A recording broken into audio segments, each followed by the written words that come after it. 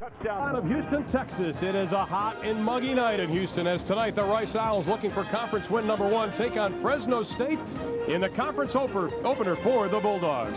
Hello again, everybody. Along with Dave Lapham, I'm Ron Thulin. Fresno State comes into this game, Dave, after 3 contests in which they struggled running the football. They want to run tonight, but in that span of the last 3 games, their passing game has really garnered the spotlight. Well, David Carr is the key to that. His name is Carr, but he's built like a truck. I mean, this guy's 6'3", 225 pounds, incredibly strong arm. He stands in that pocket courageously, and he can make all the throws. He's got a full inventory. He can hurt you short, intermediate, and he throws a very pretty long ball. He's got a couple of compact cars to throw to down the football field.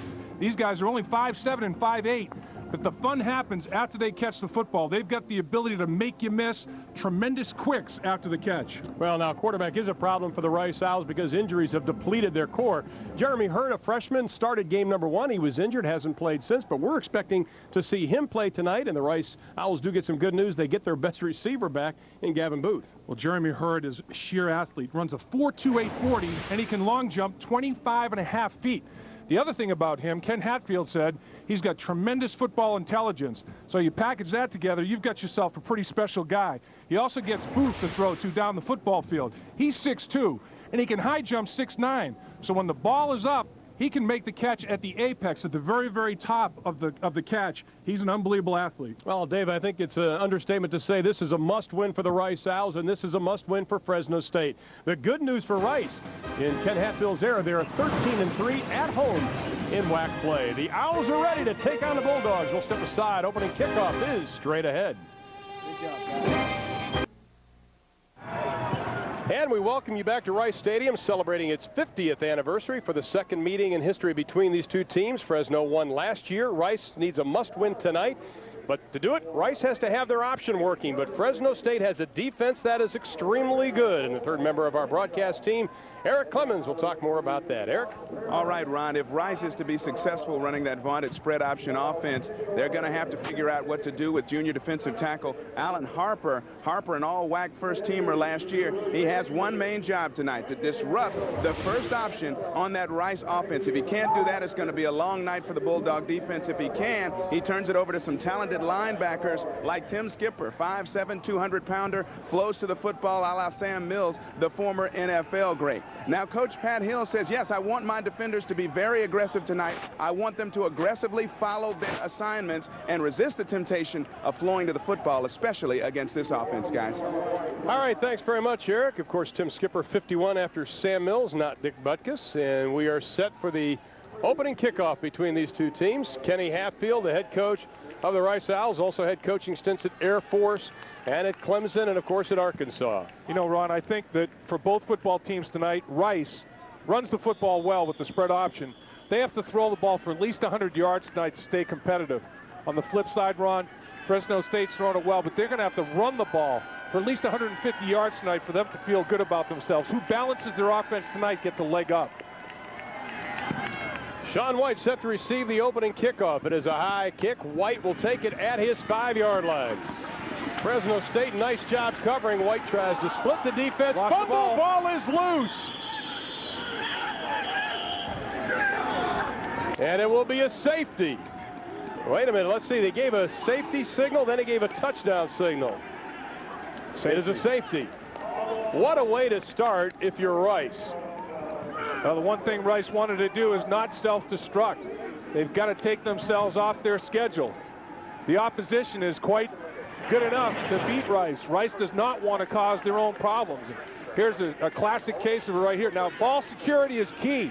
Rips out the football, just raked right out of there violently, and the ball rolls back into the end zone and is recovered effectively. Falling on the football very smartly is Sabula. And that's a safety. And Ken Hatfield not happy about it because he gives up 2 points. And now he's got a free kick from his 20-yard line. He can either kick off or punt. So Fresno State is going to get outstanding field position on their first offensive drive. Well, Lawrence Deck of Fresno State, number 36, made the first stop. But then it looked like Rice, he ran into his own guy, number 80, Evan Meeks. And that also helped the ball to pop out. So well, there was somebody from Fresno State that ran by like a blur and just raked at the football, ripped it right out of there.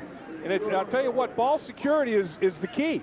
In the pocket, you just got to, if you're a quarterback, and you got to tuck it away if you're a running back. You cannot loosely hold that football or disaster may strike like it did.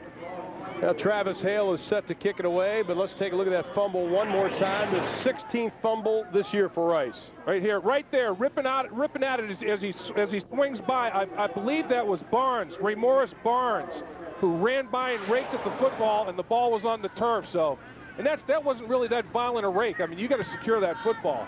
Wow. Well, and then is it a short kick to start things off, and they'll fair catch it. So Fresno State gets the safety to start things off. Then they get the kickoff, and they'll get great field position from their own 45-yard line. Smart play by Mark Daly.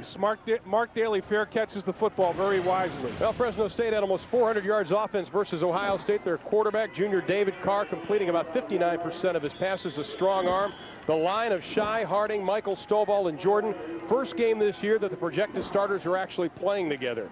Look for Fresno State to try to establish the run with Josh Levi. He's the 4th tailback to start in as many games. Paris Gaines is the lone set, or Josh Levi is the setback. He'll try the left side, gets hit hard. He bobbles the football. Travis Ortega coming up from that strong safety spot to make the stop. Now that Rice defense trying to regain the lost confidence. The line's supposed to have depth, but injuries have really depleted the line. Defensive tackle Larry Brown must step up. Linebackers, Pittman, Thompson, and Dawson. And in the secondary, the man we just saw making the tackle, Travis Ortega at strong safety. He is the punisher of that defense. Now Paris Gaines in at tailback. And they have a pitch back to Gaines coming off that knee injury from last year, and nothing doing on the right side. Larry Brown, the defensive tackle, comes up to make the stop. No gain on the play, setting up a 3rd down and 9 situation. Well, what Fresno wants to get done today in this football game is very, very simple. Don't self-destruct like Rice did to start the football game. Fresno doesn't want to give the football away at all. That's a big key. They want to generate 100 yards rushing so they feel good about themselves, getting that running game established. When they get in the red zone, score touchdowns. 70% conversion is the goal. Over the middle, pass is going to be knocked away. No penalty flag is, yes, it does come down. Intended receiver, the tight end, Jeremy Johnson. Ortega had a hand on him. And that'll be a pass interference call against Rice. So Dave is using one of your terms. They've shot themselves in the foot so much they don't have too many toes left. Yeah, well, and Rice obviously was the biggest victim of that by fumbling the opening kickoff, and then following it up here with this interference. Self-destruction comes in many forms, and in this case, it's grabbing early. Ortega, watch the right hand. The right hand's on the back, riding him. Can't do that before the arrival of the football. Ortega definitely impeding his progress. Now you have the call.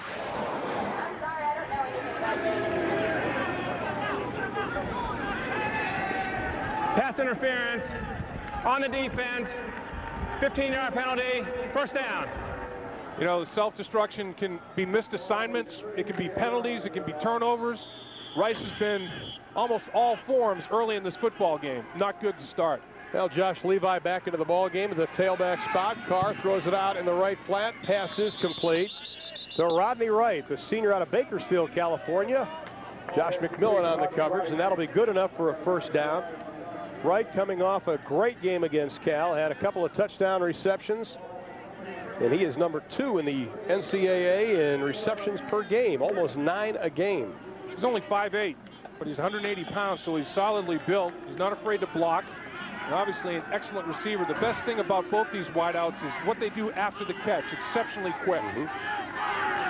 1st and 10 from the 28-yard line. Play action, Carr going over the middle, wide open, touchdown, Fresno State's Jeremy Johnson. Well, the tight end has got exceptional receiving ability. As you can see, more like a power forward. 6'4", 203 pounds. He's almost like a 3rd wideout. He's not real built stockily like a tight end that blocks a whole lot. They can flex him out as a 3rd receiver in the slot. He does look like a wideout, and he stretched the field right down the hash mark for a touchdown. Nice utilization of the tight end down the middle. Interesting formation. Swinging gate, and now they line up more conventionally. They were trying to go for a 2-point opportunity if Rice didn't line up properly defensively. Asad Esperanov from Bulgaria, 6 for 6 on extra points this year. Make it 7-7. So Rice having some problems in the early going, and we got a little tussle going on, but it is a 9-0 lead for Fresno State. Less than 3 minutes have gone by in the opening quarter. Jeremy Johnson, the redshirt freshman out of Long Beach, California, his first touchdown reception as a collegian. Well, it all starts up front, and you can see a little saltiness going on right here in the offensive line. That's Mike Stovall, and Jordan, look at that body slam at the right tackle position. 2 pancake blocks in the protection, and with that protection, Carr has all kinds of vision to get the ball down the field. It's a zone defense. McMillan, the corner, is the closest to it. The tight end splits corner and safety, and Carr puts the ball right on the money, right between the 8 and the 5. He beat cover 2 right down the middle of the football field. Now the wind's catching the football, going to roll it around. I think Ken Hatfield, Dave, you'd have to think, got his troops around him during that timeout and just said, settle down, take a breather. Well, you know, they've been facing adversity on a regular basis with a 1-4 start. Now their mettle and their resiliency is going to be tested very, very early in this football game. Bicentenator, the young freshman, set to kick it away. White set to return it again. He kicks it a little bit to the right side. This time, I don't think he's going anywhere. And Rice will have a chance at their first offensive possession, trailing 9-0 early on in the first quarter. That Rice offense, of course, a spread option they're calling it. A little bit of wishbone, a little bit of veer, a little bit of West Coast, and the quarterback to start things off is going to be Corey Evans, the junior out of Richardson, Texas. We could see 3 quarterbacks today. And the line, key to the option, Rod Bevan at left tackle. He's an All-American type lineman. Wide receivers, best since Ken Hatfield has been here. We could see as many as 7 running backs. Keep an eye on a pass on this first play. They fake it, they're looking for the pass. Over the middle, wide open, it is Gavin Booth. Wow, Ron, you're going to be my offensive coordinator. It's amazing how you can call those plays. Pick up a 17 on the play, Dave. I think what Rice is trying to do is stretch Fresno State a little bit, and little play action pass. And the play action pass gets the free safety out of the middle. And Booth just runs a little shallow cross and catches the football. Free safety out of the middle of the field in coverage. And Gavin Booth trying to do something after the catch. Gavin Booth's 6th reception of the year. Matt Weber and Gavin Booth now the wide receivers, and now we will see the conventional bone by the Owls of Rice. Ken Hatfield, this is an offense that fits his players. Again, back to pass. They're going deep. He has a man. Pass interference. Terry Sams, the cornerback, trying to get underneath the wounded duck. And we've also have a penalty flag back at the 30-yard line. We've got 2 penalty flags. You may have pass interference in the defense and holding on the offense. Let's see. Or else, if Fresno State lined up offsides, it's a pick 'em for Rice, and they'll take the pass interference. Let's see how it sorts out. Now they're going to have to think about this.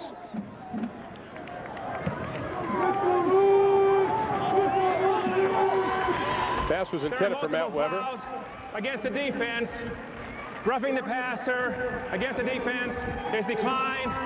Pass interference against the defense, 15 yards, automatic, first down. Well, they only get 15 yards out of it from the line of scrimmage, but let's take a look. It's a little play action in the middle, and watch Booth. He's going to fake the flag, and then he's going to run the post. It's a double route. Little ISO out of the counter ISO right there, and watch right here. Watch Weber. Fakes the flag and runs the post. The free safety's out of the middle of the field on the play action fake, and the pass interference occurs. Not playing the man, runs right through the man trying to play the ball is Sams. Obvious call on the pass interference. Well, they break the bone. This time they go straight ahead with the fullback, Jamie Tyler, the junior out of Austin Westlake High School in Texas. Pick up a 4 on the play. Let's take a look at the Fresno State defense. Use the bye week to get ready for this option. The line is solid with Probst, Harper, Harrington, and Stewart. Linebackers are all playmakers with Huff, Skipper, and Cheramonte. Secondary, free safety Anthony Limbrick is out with an injury. Banks has done a nice job stepping in at that free safety spot. And there is Big Harper, Alan Harper, the junior out of Fontana, California, defensive tackle. He is a good one. Pick up a 4 on the play. They go straight ahead. And this time Fresno State stacks up Tyler right at the line of scrimmage. You know, we were talking about Harper. He might be the best defensive lineman in the conference. Watch him right here. So his responsibility is to squeeze the fullback. And you talk about squeezing him, he squeezes him like he squeezes all the juice out of an orange. That's Harrington on that snap and that 3 technique. Harper's got the same type of ability. The defensive tackles for Fresno State, their responsibility is to take the fullback out of the play, and they did in that occasion. This is where the option in the bone is not that great of an offense on 3rd and long, and this is what Fresno State wanted to get him in. This time, the pitch back to Sadler. He takes a big hit. He'll be close to the first down. Let's see where the officials are going to mark it. Adrian Sadler out of New Boston, Texas. Now let's take a look at Harper doing the same thing. He has to eliminate the fullback, and he does exactly that. Tyler, he doesn't care if he has the football or not. He's tackling his assignment. If Tyler has the football, it's a tackle for loss. He's eliminated the fullback, and then it's up to the other members of his defensive unit to take care of the quarterback and the pitchman. Harper did his job to perfection. Well, Jason Stewart, a defensive end for Fresno State, has limped out off the field, and we'll try to get an update on his status. You can see 15 tackles for a loss this season for Harper, and on 4th down, we'll call it just about 2. Rice is going for it. You got to. You're already down 9. This is 4-down territory right here. Now they're 6 of 15 this year. Rice wants the timeout. Timeout. Rice wants it. And they will call the timeout. And with that, we'll step aside. 11-12 to play in the opening quarter.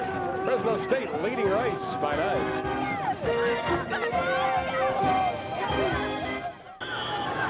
Welcome back to Rice Stadium in Houston, Texas, along with Dave Lapham and Eric Clemens. I'm Ron Thulin. 9-0 is our score. Rice with the football facing 4th down and 2. Tyler, the fullback. Sadler in motion, straight ahead. That's the play that makes the option so dangerous. Jamie Tyler right up the middle, and Kenny Hatfield telling us yesterday, if you can bust that one up the middle, that's what sets up everything else. And it all starts up front with Stevens. Take a look at Stevens right here, the center. He evades the nose, and he gets himself on Skipper and pancakes him. And that's the key block right there. You get past the nose guard, you get to the linebacker level and engulf him, and you make a lot of room for your fullback. The straightest distance, or the shortest distance between yourself and the goal line is a straight line, and that's exactly where you went. Little counter action. Sadler spilling away, goes to the left side. You know, we saw a sight of Kenny Hatfield in his 7th year. He made a great statement to us yesterday. He plays the type of offense, and he only does what his quarterback is capable of doing. In this offense, he has to play this offense here at Rice. He can't play smash mouth football. Well, he came out tonight and tried to be contrarian. His first 2 plays of the day were throwing the football, and Evans has only completed about 30% of his passes coming into the game. First 2 plays tonight, he tried to throw the ball down the field to stretch Fresno State, so he's trying to be contrarian. Little play action pass. It's worked once. He has a man wide open in the middle. He doesn't see him. Wide open was Gavin Booth. Dave, I don't think he saw him. I think he saw him. I think he threw it high and behind him. I think that was way high and behind him. He was scatter-armed on that one, and because Booth was wide open. It was the same play they ran the first play of the game, and Evans is pointing at himself that it was his fault, and that's absolutely correct. Gavin Booth ran the short, shallow cross pattern. What Rice wants to do is play ball control, keep Fresno State's explosive offense in the sideline, control the clock for 35 minutes, rush for 300 yards. Very, very tough assignment against Fresno State. But I think what they have to do to stay competitive is throw it for at least 100 yards. Now 3rd down, we'll call it 8. Straight drop, pressure's on. If he gets away from the first, he has some running room, and he does. Evans clips inside the 20 down to the 15-yard line. Corey Evans out of Richardson, Texas, finally corralled by Dante Marsh, the senior out of Oakland, California. That is what makes Evans so dangerous. Well, he's got the quick feet. You know, he was the quarterback that a lot of people felt played the best in the spring and the fall. And this is the design pass. It's not a quarterback draw. He just sees he's got nowhere to go with the football. He never really got his eyes down the field to the secondary level. He was looking for a seam in the pass rush and took advantage of it immediately. Well, a pickup of 14 on the play, and the Owls are inside the red zone. And once again, the bone is broken. Straight ahead. Again, it is Tyler.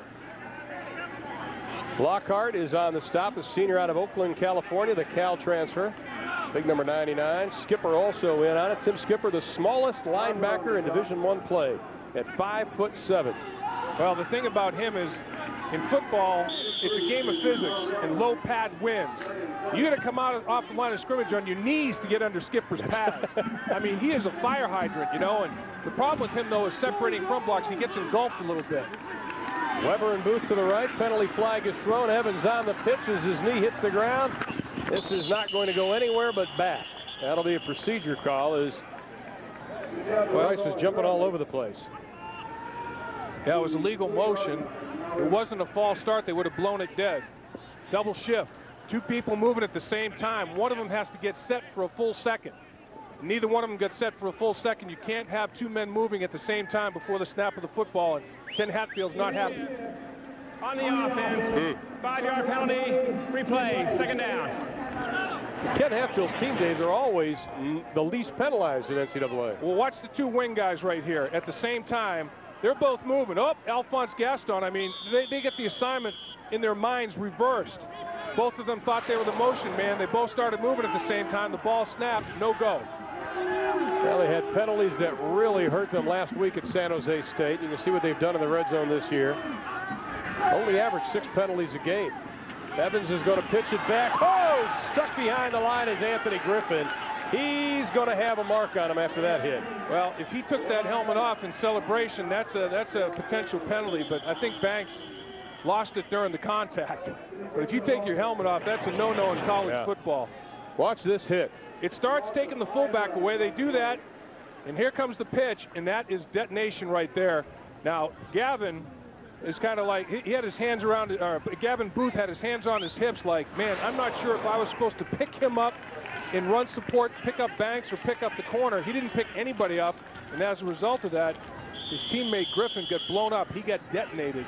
Well, the drive that started on the 15-yard line of Fresno State, they lost 5 on that play. Now they're back to the 22-yard line, facing 3rd down and a bunch. You know, you look at Rice. They've been in the red zone 18 times and only scored 7 touchdowns. That's a 39% touchdown conversion. That's not going to win games for you.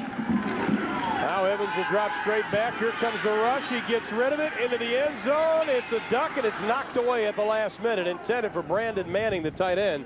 He was playing a little defensive back there, though, I think. Well, that thing was just thrown up for grabs. And Vernon Fox made the play on it. I mean, Evans, I think he was maybe trying to throw the thing through the end zone, which he should have done. Because this very easily could have been an interception. And Vernon Fox is in position, almost reversing roles. I mean, receiver has to turn defensive back and knock it away. Brandon Manning, the tight end, so the safety, Fox, doesn't come up with the play. Well, Derek Crabtree will be on to attempt the field goal. He's 4 of 6 this year, 17 for 20 in his career. This will be a 39-yard attempt for Crabtree, the junior out of Duncanville, Texas. Watch out for Fresno State. They blocked a bunch of kicks the last 3 years. He's got it. Does it sneak in? Yes. Yes, it does. Sneaks in the right goalpost. So Rice, much needed score after giving up a safety on the opening kickoff and then giving up an easy touchdown to Fresno State. Well, a programming note we want to pass along this week. Start your college football Saturday with the pregame show presented by Rivals.com at 11:30 a.m. Eastern, 8:30 a.m. Pacific. Then it's a triple header action starting at 3 o'clock Eastern, 12 Pacific, with East Carolina visiting Memphis. Then it's a Pac-10 doubleheader as Cal takes on Arizona State, followed by number 23 Oregon State squaring off against number 13 Washington. That'll be all right here on Fox Sports Net on Saturday. Join Kevin Frazier, Kellen Winslow, Artie Gigantino for the pregame show by Rivals.com.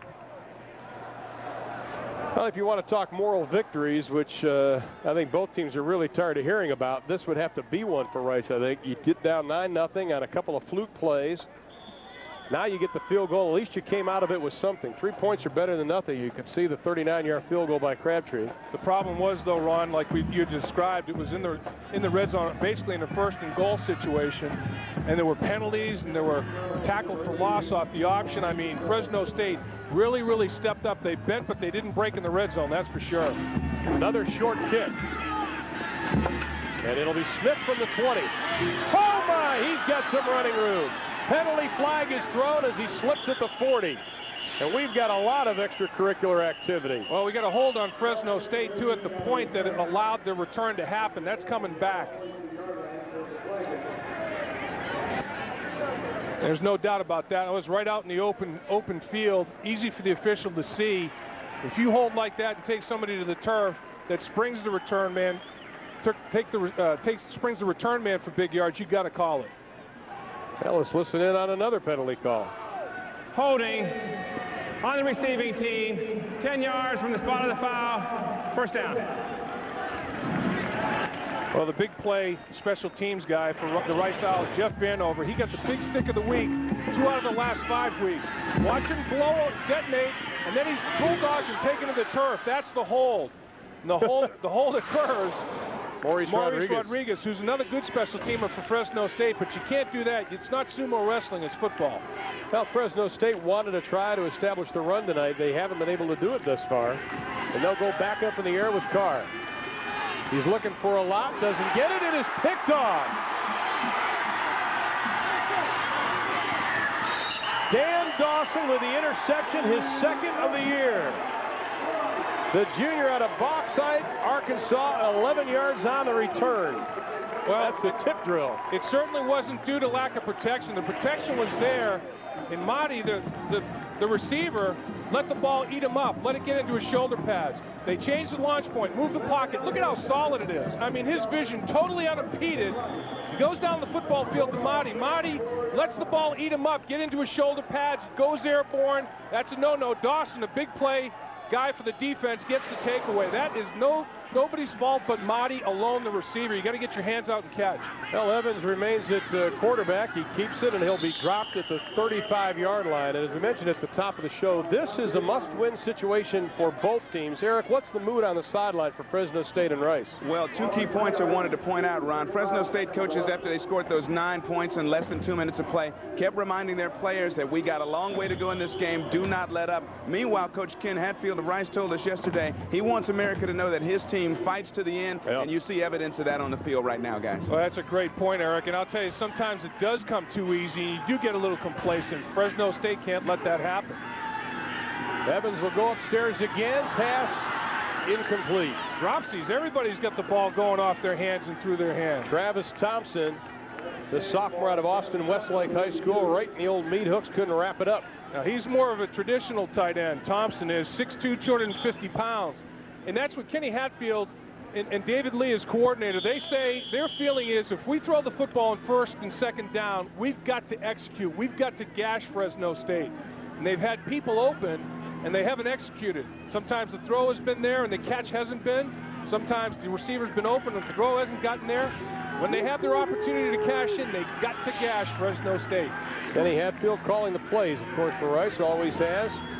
Faking the pitch, Evans spins, still out of speed, and he's going to pay for it. He'll lose maybe about 2 on the play now. Eric Clemens, that Fresno State defense, I'm going to set you up, big guy. This is a segue. They're like firefighters out there. Absolutely. If you're close enough to the sideline, you might hear the rally cry, Fort Pitt. And that is because defensive coordinator Kevin Coyle's brother, Harry, is a firefighter in Brooklyn, and it's ladder at number 18, the Fort Pitt firefighters there. When they get the call, they have to put out fires, and their defense makes the same kind of call to put out fires right now. In fact, they gave me one of their T-shirts to show. So, Harry, if you're watching in the Bronx, New York, you got some pub there. Fort Pitt, ladder 18, Bronx, New York. It's the rally cry of the Bulldog defense, guys. Ladder 18, I wonder if that's 18 steps in that ladder, you know what I'm saying? I think it may be more than that. And I'll tell you what, it doesn't matter what the field position is, the Fresno State defensive football team has been stout. The punt, they're saying nobody get near it. Rice has a chance to make a great play. Did they get it? Over. I think they did. The officials still haven't blown the whistle. Now they have. Now they're saying it's a touchback. Yeah, the ball has to cross the plane in college football. If the ball crosses the plane, just like in a scoring drive, the plane of the goal line, it is a touchback. Vanover doing everything he possibly can to tiptoe and throw the ball back into play, but to no avail. Timeout. Fresno State leading Rice by 6. We'll be back.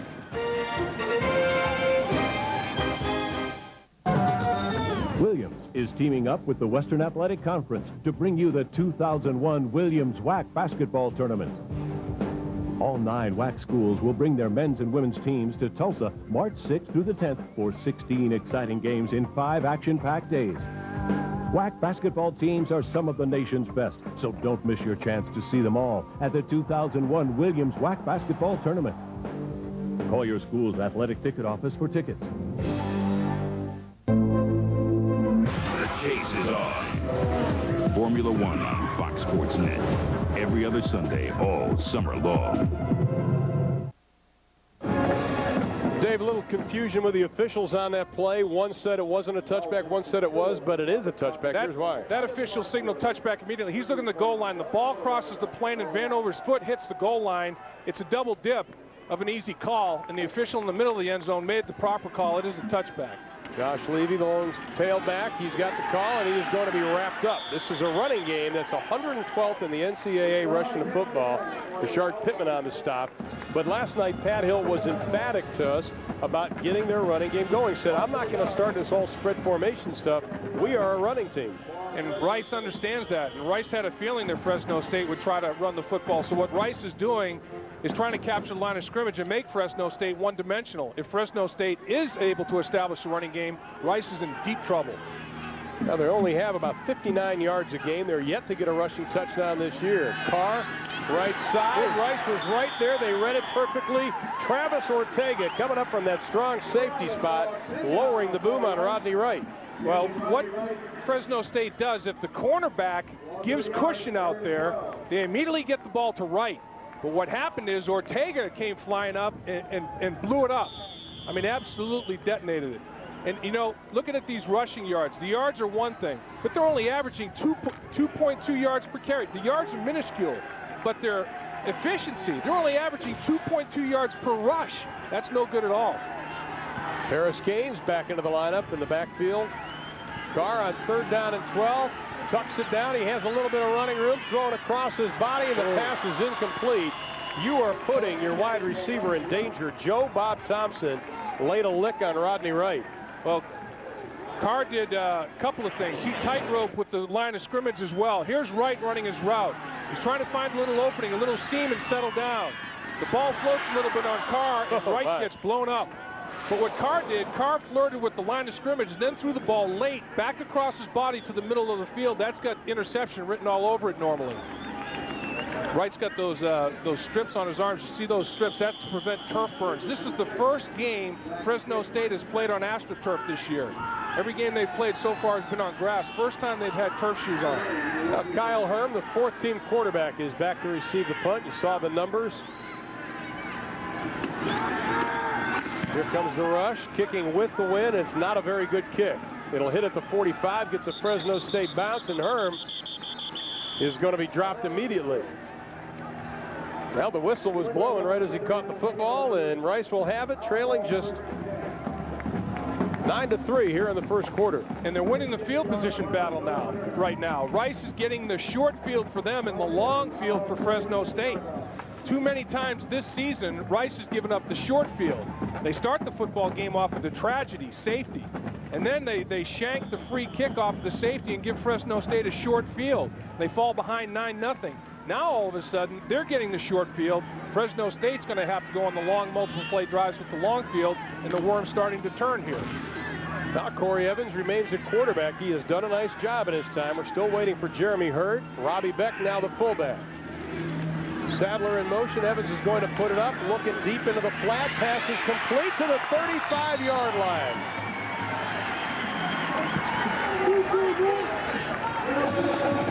Nice catch by Gilbert Okoronkwo, the junior out of New Orleans, Louisiana, pickup of 21. Well, let's take a look at him, right? He's going to fake the post and then run the flag, a double move.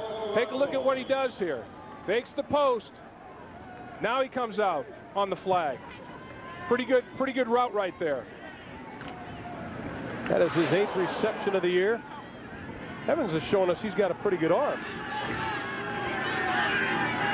That is a first down for the Rice Owls. Evans keeps it, dancing around inside the 30, down to about the 29-yard line. Now, coming up immediately after the game, it'll be the National Sports Report. We'll have Sports Rage fans, part 4 of a 6-part series. I also have a story about should Allen Iverson be punished. He has a very controversial rap album out, plus a very special feature about a legless football player, a 7th grader at Southwestern Academy in Flint, Michigan. He has 2 prosthetic legs. Wow. That'll be all coming up in the National Sports Report immediately following the game, and that should be interesting. That's amazing. 2 prosthetic legs. Unbelievable. That's very impressive for the young man. On 2nd down, Evans looks left, throws over the middle, pass thrown behind the intended receiver, Brandon Manning. Well, I think Rice understands they have to throw the football tonight to be competitive, and they're trying. I mean, they're breaking the bone, they're spreading the field, they're throwing the football, but they're not taking advantage of all opportunities that are presented to them. Evans coming into this football game completing a very, very low percentage of his passes. 30% of his passes coming in, 33% on the night tonight, if Mrs. Riley taught me properly. 1 out of 3 is 33%. And he should be at least 4 for 6. There have been some drop balls, and I'll tell you, he hasn't thrown the ball as accurately as he should have either. 3rd down and 6. Again, Rice changing the formation. Evans keeps it, cuts upfield, takes a hit, close to the 1st down. He's not a very big guy at 5'11", 180, but Tim Skipper is smaller at 5'7" and about 215, but I think Skipper got the best of that, and it was a 1st down. Yeah, Skipper's shorter, but he's not smaller. He's compact. If Skipper were 6 feet tall, he'd weigh about 240.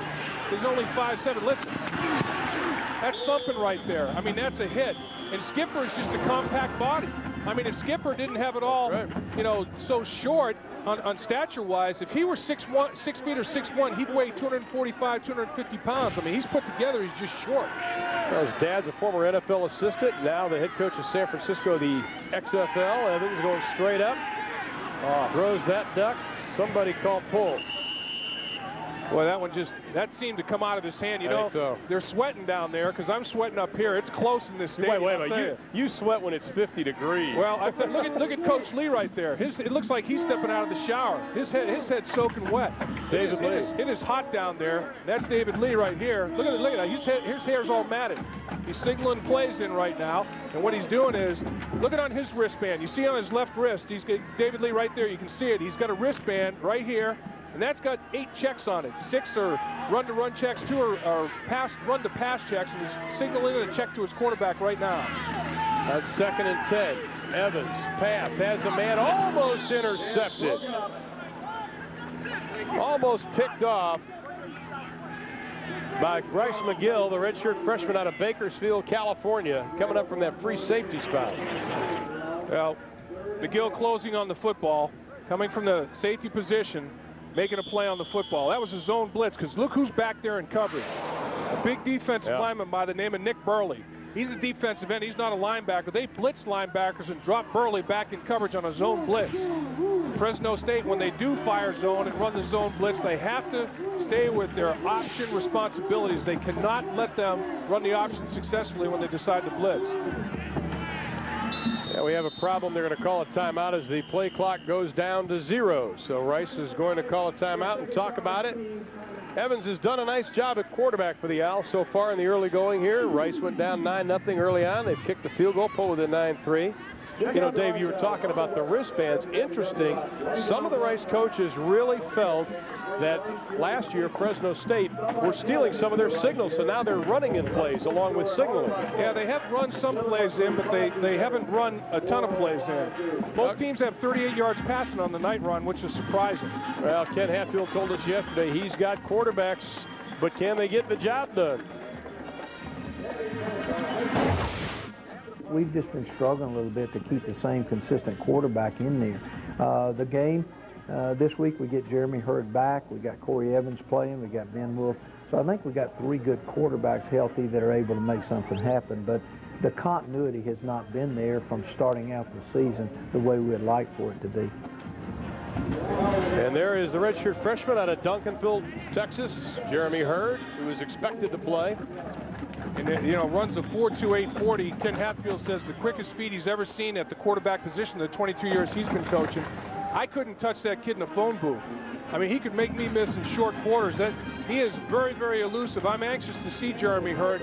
I'm not sure Ken Hatfield's real excited about playing, though. When I watched Hurd warming up a little bit, he was favoring that broken finger. He's got a broken left finger, ring finger, on his hand, on his left hand, and he was favoring it a little bit in his throwing motion. Maybe Ken Hatfield a little apprehensive about exposing him to contact at this point, because right now Evans is a little scatter-armed.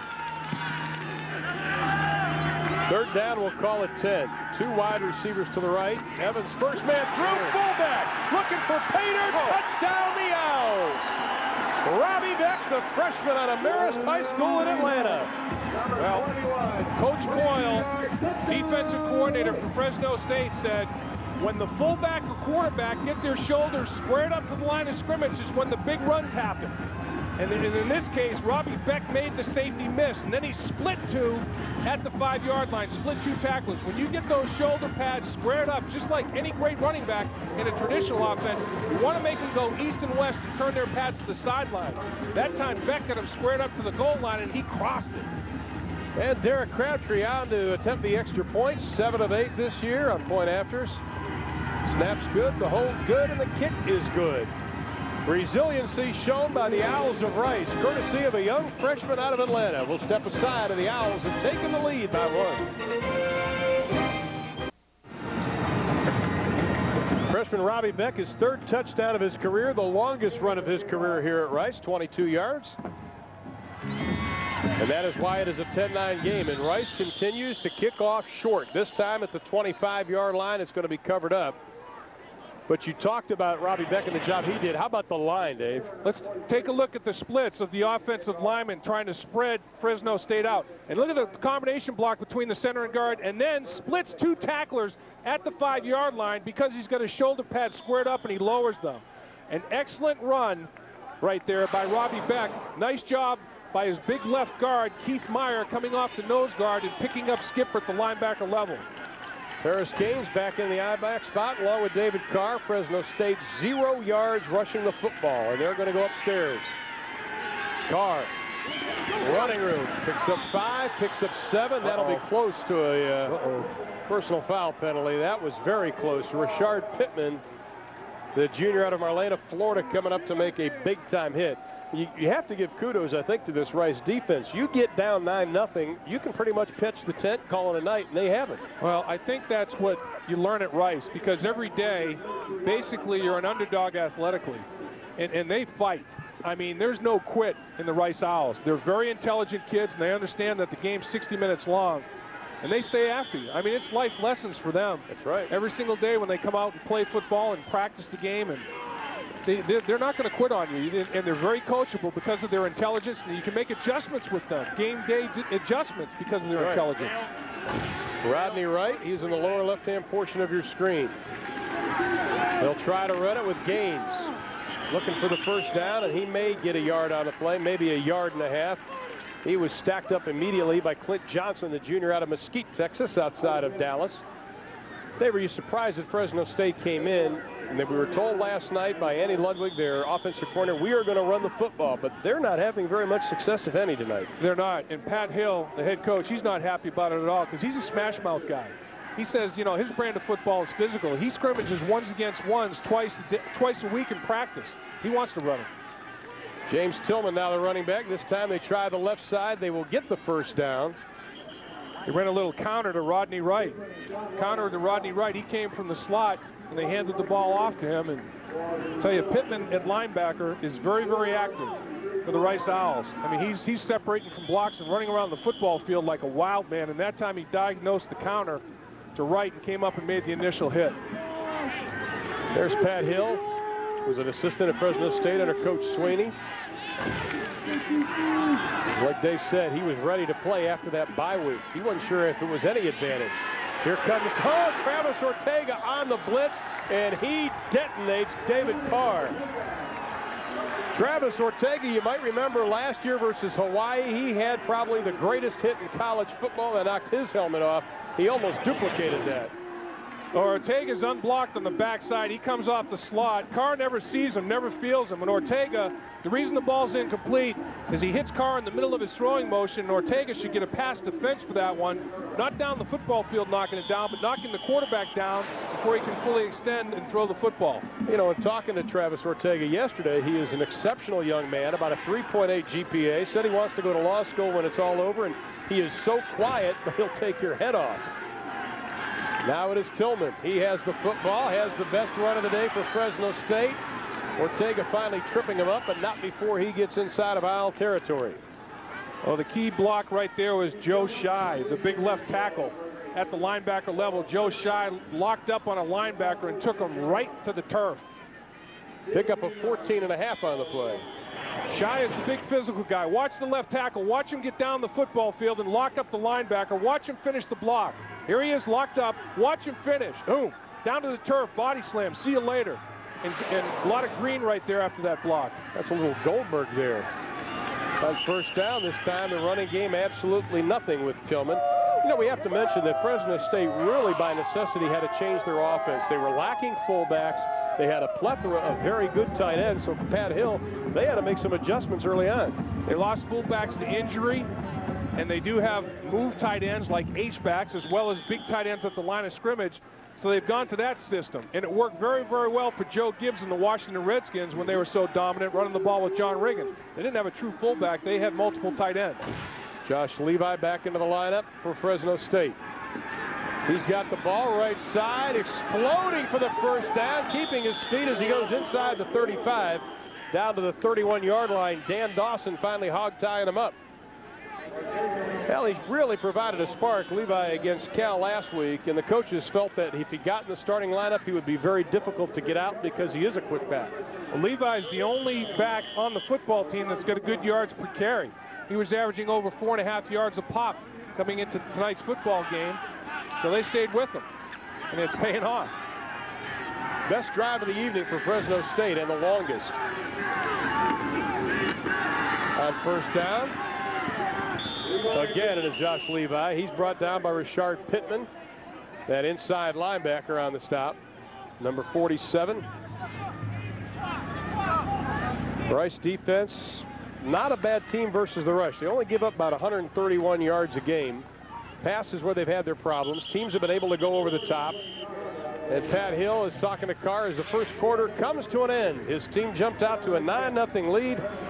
Rice coming back with 10 unanswered points. After one, the Owls lead the Bulldogs in a WAC showdown, 10-9.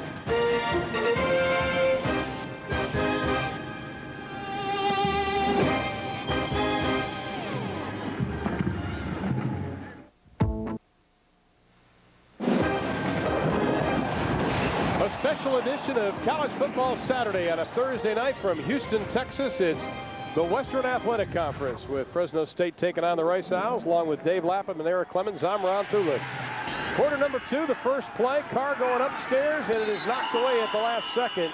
Pass is incomplete. Ortega swatting it away. Ortega and Dawson combining for a nice coverage on that play, and Ortega running from the middle of the football field, or I should say from the hash marks, and coming over the top to help Dendy, I should say, at the corner position. Cover 2, safety coming over the top to help corner Dendy. If you would have told us, I think before the game, that after one quarter that Rice would have more pass attempts than Fresno State, I'd say you're crazy, but that's the case. It's 8-7. Well, Rice knew they had to throw the football. I give them credit. I mean, they're staying after it. They're going to throw the ball for their 100 yards tonight to stay balanced for sure. Third down and about 6. Carr looking for that and then some. Ortega's beaten, touchdown. Fresno State, Jeremy Johnson again. Well, they go to the big tight end, who basically is like a third wide receiver. They're utilizing him very, very effectively. They feel like he can beat a safety, and he did. That's a matchup that normally favors, it's probably usually a pretty much of a wash. And Ortega didn't have terrible coverage, but he never found the football, and Jeremy Johnson certainly did. Second one for the redshirt freshman tonight out of Long Beach, California. His first 2 of his career coming tonight in Fresno State. An impressive drive going back on top. Jeremy Johnson's a tough matchup because he's faster than linebackers and bigger than safeties, and they're going for 2 here to get back on track for a 3-point margin. Evans, penalty flag is thrown into the end zone, tipped around. It is good, but we have a penalty flag. Charles Smith came up with the football, but let's see what and there's holding against Fresno State. Now this is going to be dicey. Yeah, what do you do now? I think you got to kick it. I mean, that's a tough 2-point conversion. It's going to be a tough enough kick, but and it's kicking into the wind, and it's a pretty stiff wind down there tonight. But that 10-yard penalty takes you out of that 2-point conversion range. Holding on the offense. 10-yard penalty, replay to try. Unfortunate, points come off the board. Take a look here at the right tackle position. Jordan, he gets his arm up around the neck and hands outside the framework of the body. The ball is juggled by Charles Smith, but then controlled. But Jordan didn't want to give up a quarterback sack. He's only given 1 up in about 500 pass attempts, but he gets flagged for holding there. Well, now Asper Ruhoff will try it. Low snap. It is more than a chip shot, but he's able to get it. Good job by Jason Simpson, the holder, because it was not a very good snap. And that goes down to 7, and Travis Ortega having a little words there, and it's 16-10. Take a look at it again. Nice job by Simpson, and the Bulldogs lead the Owls. There is Johnson. His touchdown reception, second of the evening, has given the Bulldogs a 16-10 lead. Byzantiner set to kick it away. Sean White, who fumbled the opening kickoff. If you just joined us, Rice was able to recover, but they did it in their own end zone for a safety. That is why the rather odd score. And again, it is a short kick. From the 22-yard line, Matt Weber, the wide receiver. Not a bad return. Let's take a look at that touchdown reception once again. Well, Jeremy Johnson, the tight end, is going to run the route. Watch. There's right here in the middle. You see the post clearing out the middle of the football field, putting Ortega on Johnson one-on-one, and he beats him. I mean, Ortega does not have terrible coverage, but he just does not find the football as quickly as Johnson did. But the post that was, you saw the blur coming across the middle of the field, taking the corner out of the play and putting the safety Ortega one-on-one on the tight end. And Jeremy Hurd's in the game now, Dave. The redshirt freshman. We're finally getting our first look at him. A little counter. Nice running room to Anthony Griffin out of Gulfport, Mississippi, the senior, averaging just over 5 yards a carry. And the numbers on Hurd, once again, he was hurt in the first game versus Houston, has not played since. They said the young man has feather feet. Well, he had that broken ring finger in his left hand, and he's got a contraption protecting that left hand that's pretty significant. We'll try to get a look at it as quickly as we can. That was a pickup of 9, second down and 1 for the Owls. Fresno State stacking them up right at the line of scrimmage, but I think Jamie Tyler may have used his momentum to get in. Here you see Jeremy Hurd's left hand right here. Look at, they have his ring finger taped to the middle finger, and they did hit it when he was throwing the ball in warm-ups, just like a little splint action on that left hand. When he was in warm-ups, they had padding on it, but he felt like it was cumbersome. It looked like it was affecting his throwing motion. He stripped off all that padding. He's a tough kid. He said, let me just go with the tape it up, and I'll play. He's got some pain tolerance now. He broke that hand early in the game and still went 4 for 9. He stayed in quite a few more plays. Have to see how he pitches the ball tonight. Booth wide to the right. Pitching to his left. 1st and 10. Hurd, now he's going to run it. We're going to see his quickness. He gets a first down and then some. Down to the 33-yard line before Tim Skipper corralled him. I'd say that's feather feet. Well, he's got jackhammer feet is what I call it. I mean, he can pick him up and put him down. A 4.2840. Watch it starts up front, though. Look at Mowry. That's finishing a block. That's taking the defensive end all the way past the center. And look, you talk about riding the fullback. They lost the football, lost control of it. Hurd takes it off the fullback's hip, and then he reverses direction. He basically created a counter play. Unbelievable effort. Almost lost the football on the fullback's hip, and then still regained Tyler's hip, and then still regained possession of it. What a play, broken play. Well, he only had 20 yards rushing coming into the game. He had 30 on that play. Second man through, left side. Fresno State there to stack things up with Leroy Bradley, the junior out of Baker, Florida, only his 17th carry on the year. You know, Ken Hatfield said about Jeremy Hurd, he's got quicker feet than Michael Vick. Now, he's not saying he's as powerful and as explosive, but just in a short area, he's got quicker feet, and I might believe that. Like I said before, I don't think I could touch that kid if I were in a phone booth with him, and I take up a lot of that phone booth now. And this kid, I think, you know, you know the game of tag you play where you're in? Yeah. I don't think he's ever been in. I don't think anybody's ever tagged him. Second down and 6 after a pickup of 4, and Rice is threatening. First man through is the fullback. Inside the 30 down to the 27-yard line. But now, Jamie Tyler with the carry, you have to respect his running ability. And you have to respect his toughness. Look, the broken finger, and then the ball hits, ooh, man, just right on that broken left ring finger. That's toughness right there. People say, why the heck can't a guy play with a broken finger on his non-throwing hand? Unless you're in the shotgun, that's the reason. And you get hit a lot running the option. Now he's going to pitch the ball accurately to his left with that left-hand problem as well. Third down, Fresno shows the blitz. This time Hurd's going to be tracked down from behind.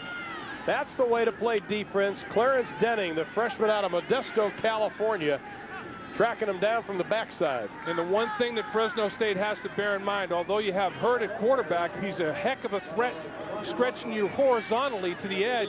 You still have to take away the fullback up the middle. If the fullback starts gashing you up the middle, you got big headaches. Well, check out, that was Lockhart who's making the big stop, the senior out of Oakland, California. And Pat Hill's defense that had such a great effort 2 weeks ago versus Cal, held them without a touchdown.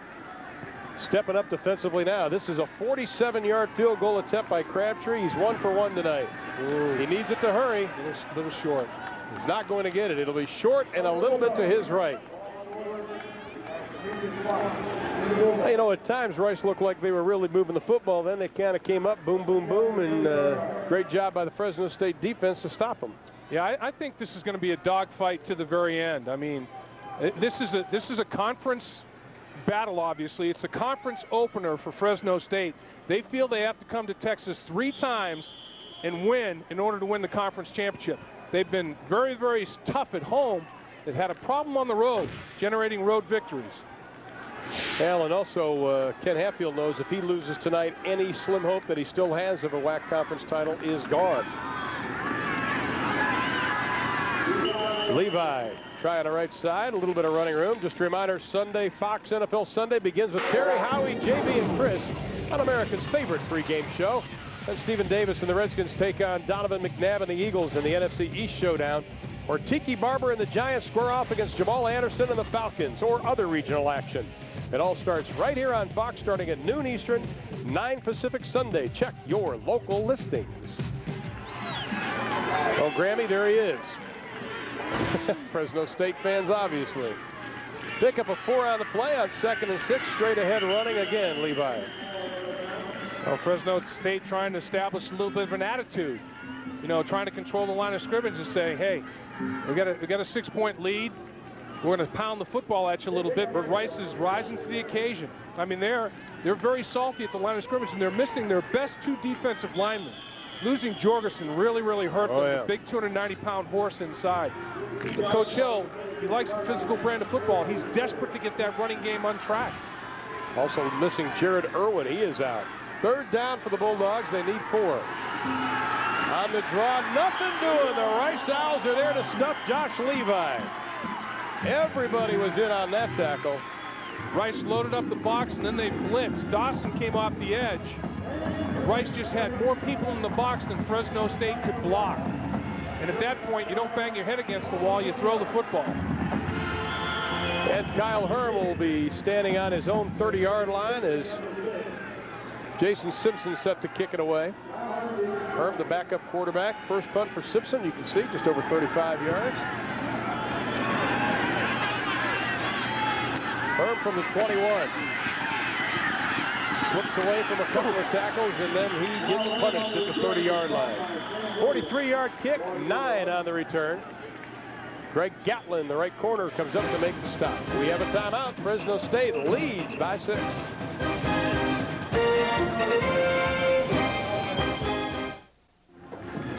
You know, in a 16-10 football game, field position is dictated by the kicking game. Let's watch Sam Williams, the linebacker here, escape.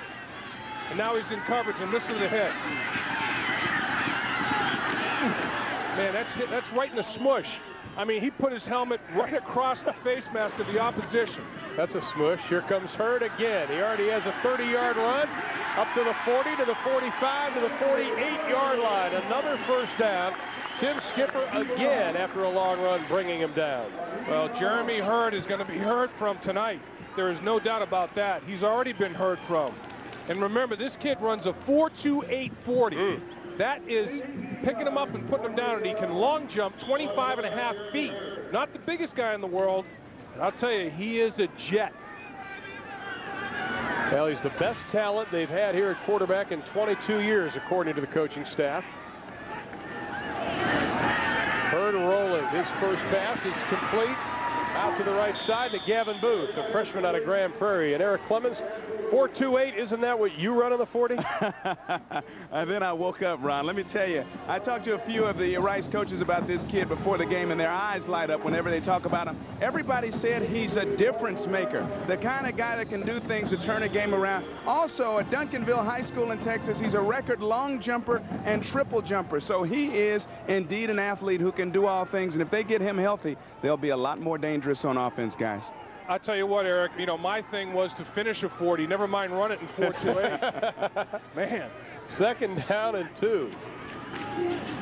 First man through, close to the first down. It is Robbie Beck, the freshman out of Atlanta, Marist High School. And this is quite a story for this young man. Marist High School, a small private school in Atlanta. And to play football and go to a school like WAC out of Marist, that's a pretty big deal.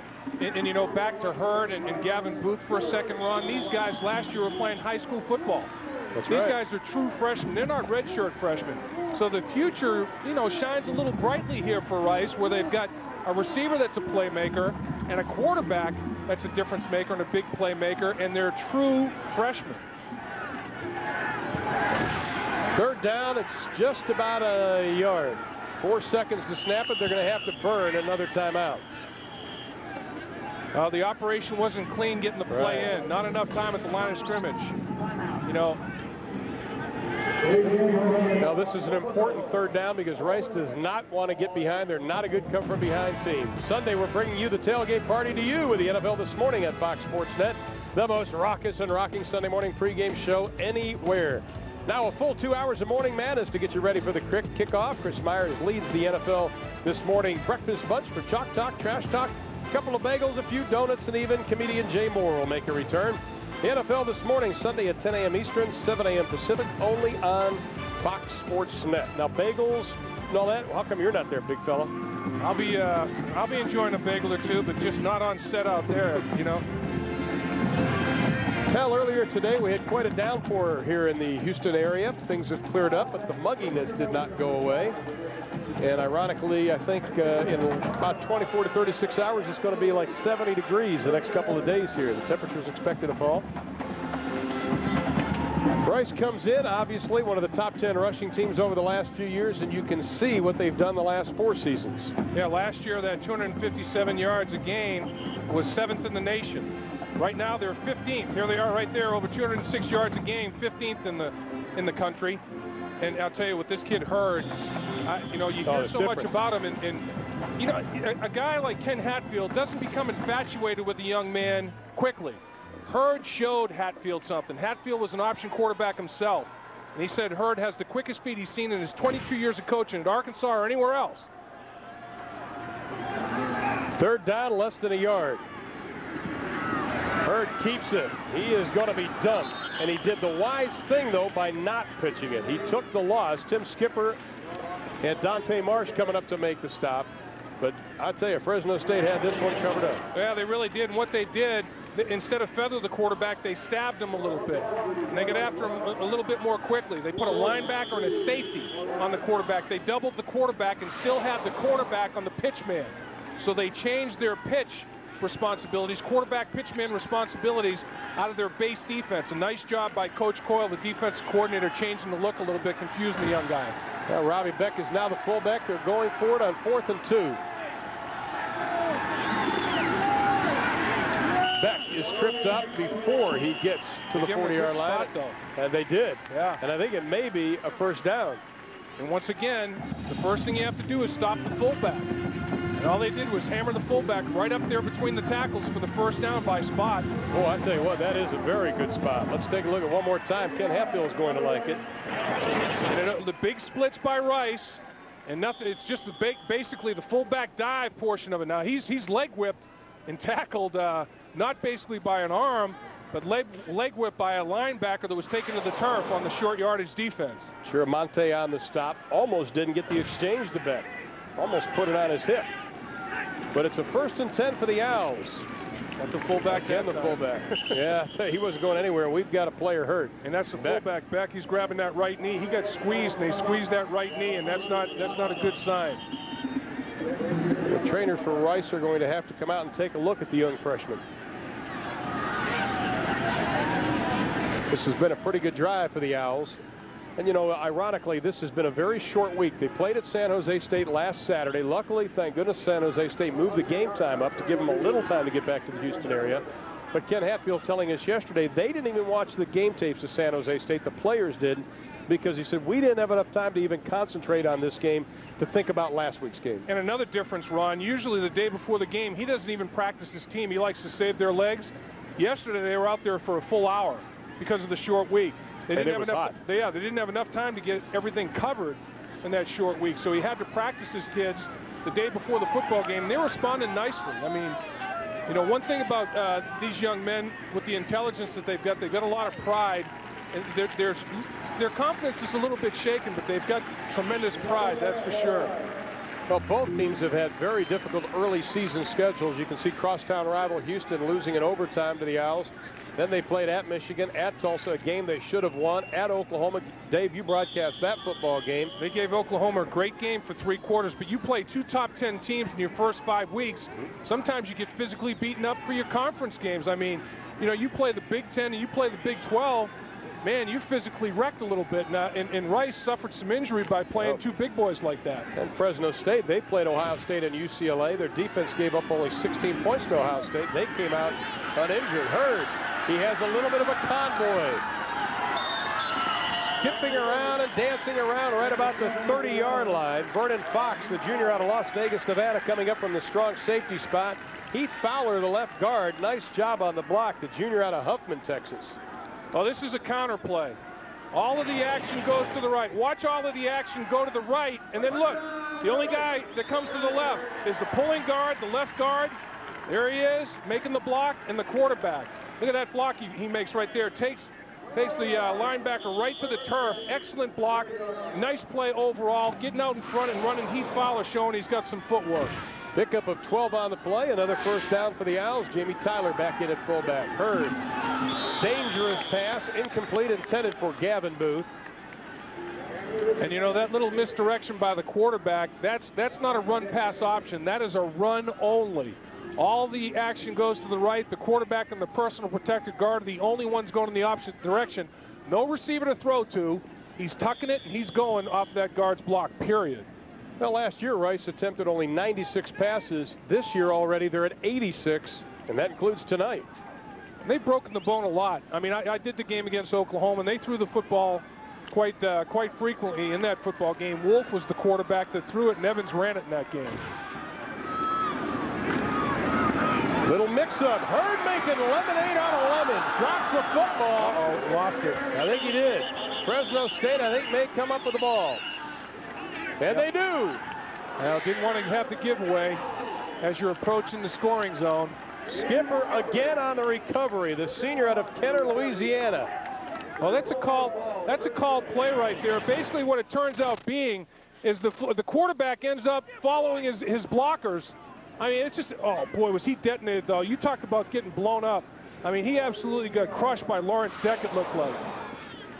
Yeah, and he couldn't squeeze the football. He's got that broken ring finger, and he had that ball tucked away on that left hand, and Deck blew it up, and his hand collapsed, and the ball came out of there. And boy, I'll tell you, he's in pain right now. You get hit on a broken bone, it's not pretty. Now, Ken Hatfield was concerned about fumbles coming into the game. They've had some problems with it this year. That is their second tonight. One of them cost him a safety. And Hurd is going to have to think about that. But he has been doing a nice job running the team, so I'm sure that the coaches, especially David Lee in his 6th season as offensive coordinator of Rice, they cut this young man a little bit of slack here. When he has the ball, in his hand, he is a threat to go to the distance every time. Eric, you were right down on the field on that play. What did you see on that fumble? I tell you what I saw. I saw a guy disappear in a bunch of bodies, and he got out of it so quickly and made the cut to his right across the field. He didn't see the defender until the last second, and I think that helped create the fumble. So that time, Hurd might have been a victim of his own quickness at that particular time, especially recovering from that broken ring finger on the left hand. Well, what it was supposed to be was an option to the left, and Hurd, after he gave the ball, took the ball out of the fullback's belly, said, I'm going to cut back on my own. I'm going to do my own little counter. And he got, as Eric said, never saw the linebacker coming over the top, or Deck, I should say, the safety coming over the top, and get blown up. And he had the ball in that left hand, and it is hard for him to secure the football with that broken ring finger. But boy, you get blindsided like that, you might have a suction cup and the ball might still come out of there. Now the final 5 minutes of the opening half, it has been an interesting one to say the least. Fresno State with the football, they lead it. Carr has a man thrown, incomplete, penalty flag is going to be thrown. Greg Gatlin was there. The intended receiver was Charles Smith, and he was a little sandwiched in between two blue jerseys. Yeah, the problem is Gatlin went over his back to try to make a play on the football, and the official had a bad angle, really. He was behind the play, and he saw Gatlin go over his back and thought there's no way he couldn't have contacted him before the arrival of the football, and he threw his flag. It was double coverage. Receiver was bracketed, and I think Gatlin's the one they're going to call. They're going to pick it up, it looks like. I think so. There is no foul on the play. The ball was tipped. The ball was tipped. Once the ball is tipped, there's no interference. Once the ball is tipped by a defender, there's no interference that can be called. And there's Gatlin. There's Smith running the post pattern. Watch Gatlin go over his back. Ooh, where's the ball tipped? The ball hit him in the helmet. I think it was. I think he just said, well, you know, it really wasn't that bad of a play. But you know what, Gatlin went over his back to make a play on the ball. I don't know. That's a ghost tip right there. But the flag picked up nonetheless. Well, John White was also on the cover as the redshirt freshman out of Grand Prairie, Texas. Nevertheless, second down and 10. Levi, left side, breaks tackles, first down up to the 41-yard line. Josh Levi exploding out of the line of scrimmage. You know, we mentioned how these wide receivers are maybe diminutive. Charles Smith, he's 5'7", but watch him block on the edge. Look at the crack block, and then he stays with the block. He sustains his contact. That's pretty darn effective. I mean, that kid's 5'7", 175, but he's salty. Another nice block by Russell Harding, the left guard. You see him cutting defenders down, pulling from that left guard position. Excellent execution of the running game right there. And you saw the ball security by Levi. Immediately putting two hands on the ball. Pickup of 23 on the play. First and 10, Fresno State. Levi again, but on that long run by Josh Levi, we noticed Charles Smith, the fine wide receiver for the Bulldogs, he went limping off the field. Well, he got his legs cut out from under him. As he was sustaining the block, the inside-out pursuit chopped his pins right out from under him. It was like, make that spare. And he got leg whipped in the action, and all those bodies falling from the inside out. Watch, here he is on the edge right here, 18, Smith. Watch what happens, inside out, boom, leg whipped across the back of his legs and in the butt. That right knee's a little bit sore right now. Second down and 5, inside of 4 minutes to play. Pass complete right at midfield and drop it immediately. That should be enough for a first down. Jeremy Johnson once again, bracket coverage, but Carr feels so confident in Jeremy Johnson, he threw right into that double coverage and still found his big tight end. Johnson's having a nice night, and, you know, talking to the coaches yesterday at Fresno State, say this young man will be, and they use the term, great. Well, what he's got to do is get a little more lead in his butt if he wants to stay as a tight end. He's basically an extra wide receiver. He's kind of long and lanky. He's not fearful of blocking, he just doesn't have enough body weight.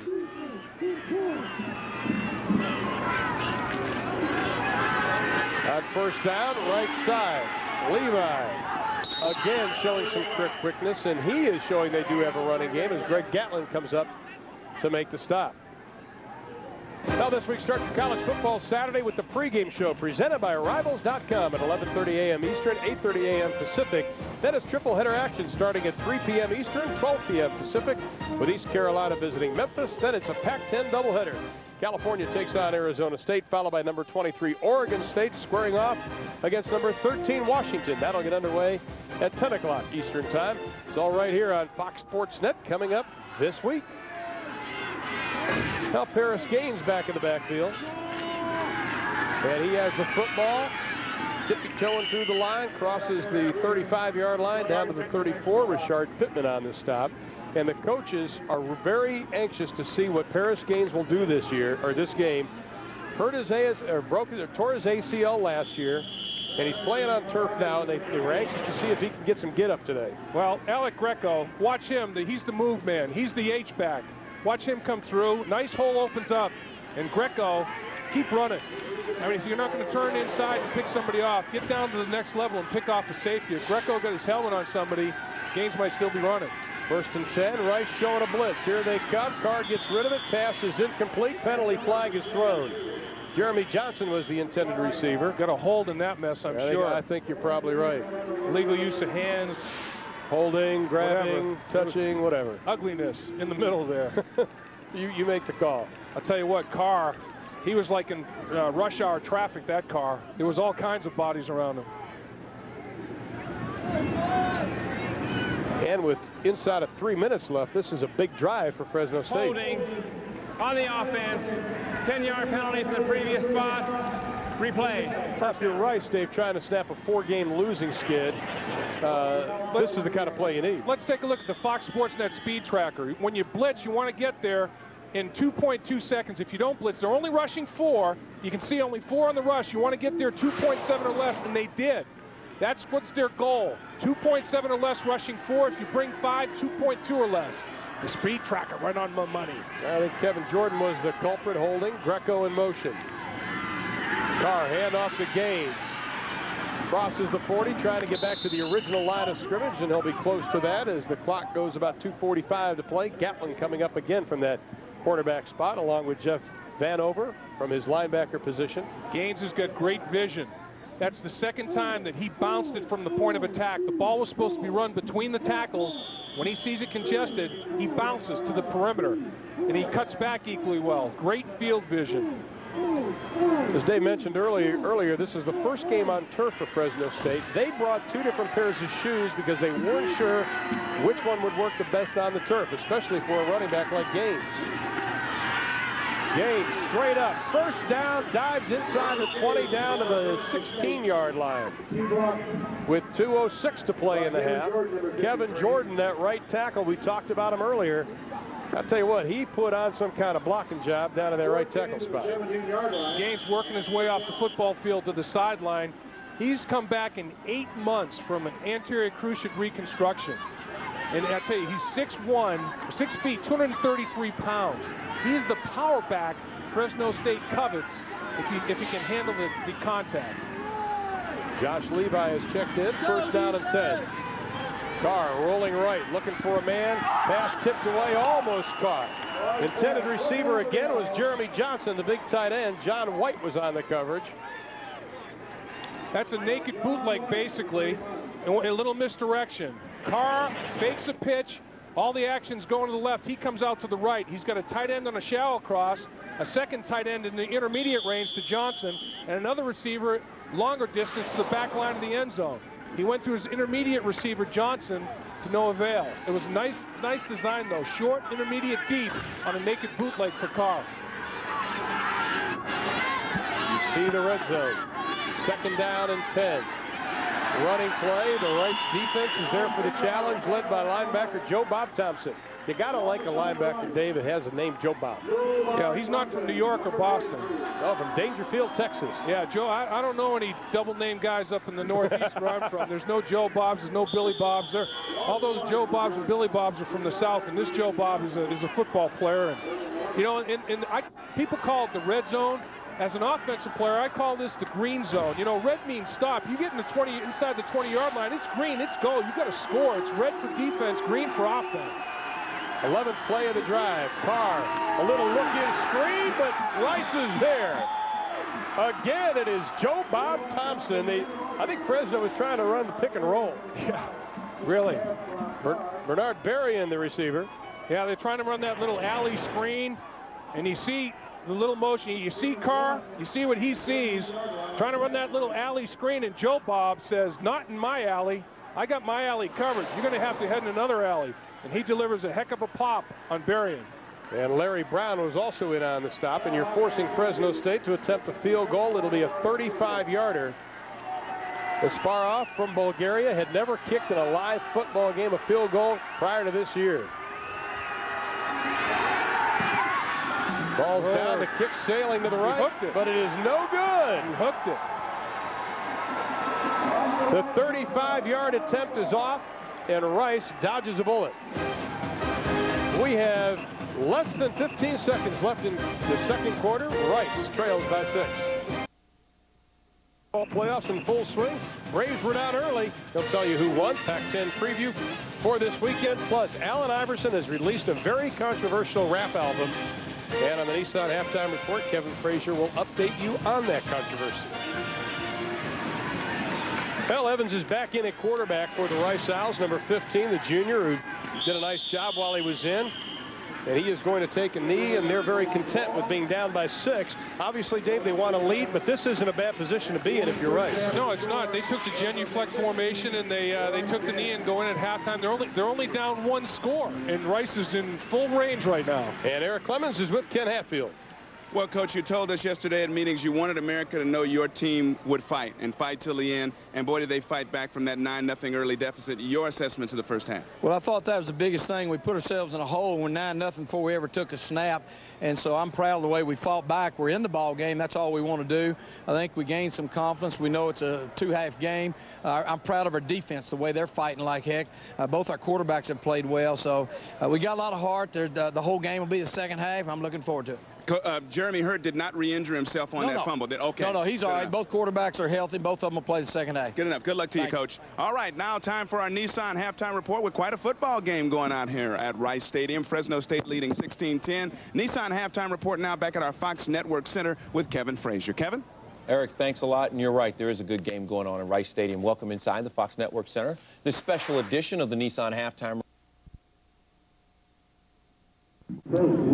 We welcome you back to Rice Stadium in Houston, Texas, where after 1 half of play, Fresno State leading the Rice Owls 16-10, along with Dave Lapham. I'm Ron Thu. And Dave, you look at the numbers, this is about an even first half as you could possibly want, if especially you're Ken Hatfield. Yeah, that's true. He dug a 9-0 hole, but his football team fought back.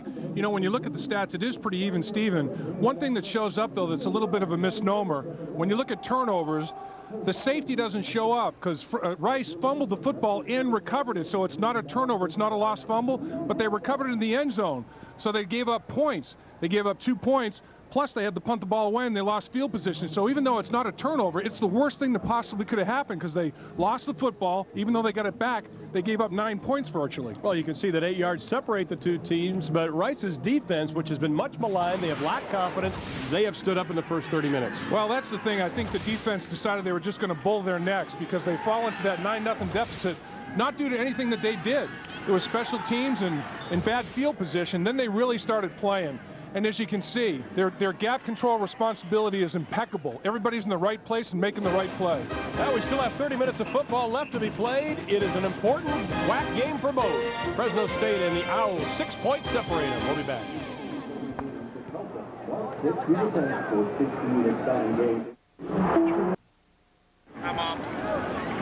We are just about to get the third quarter underway here at Rice Stadium under a beautiful night in Houston, Texas. Little humid, but not bad. Rodney Wright is back to receive the kick.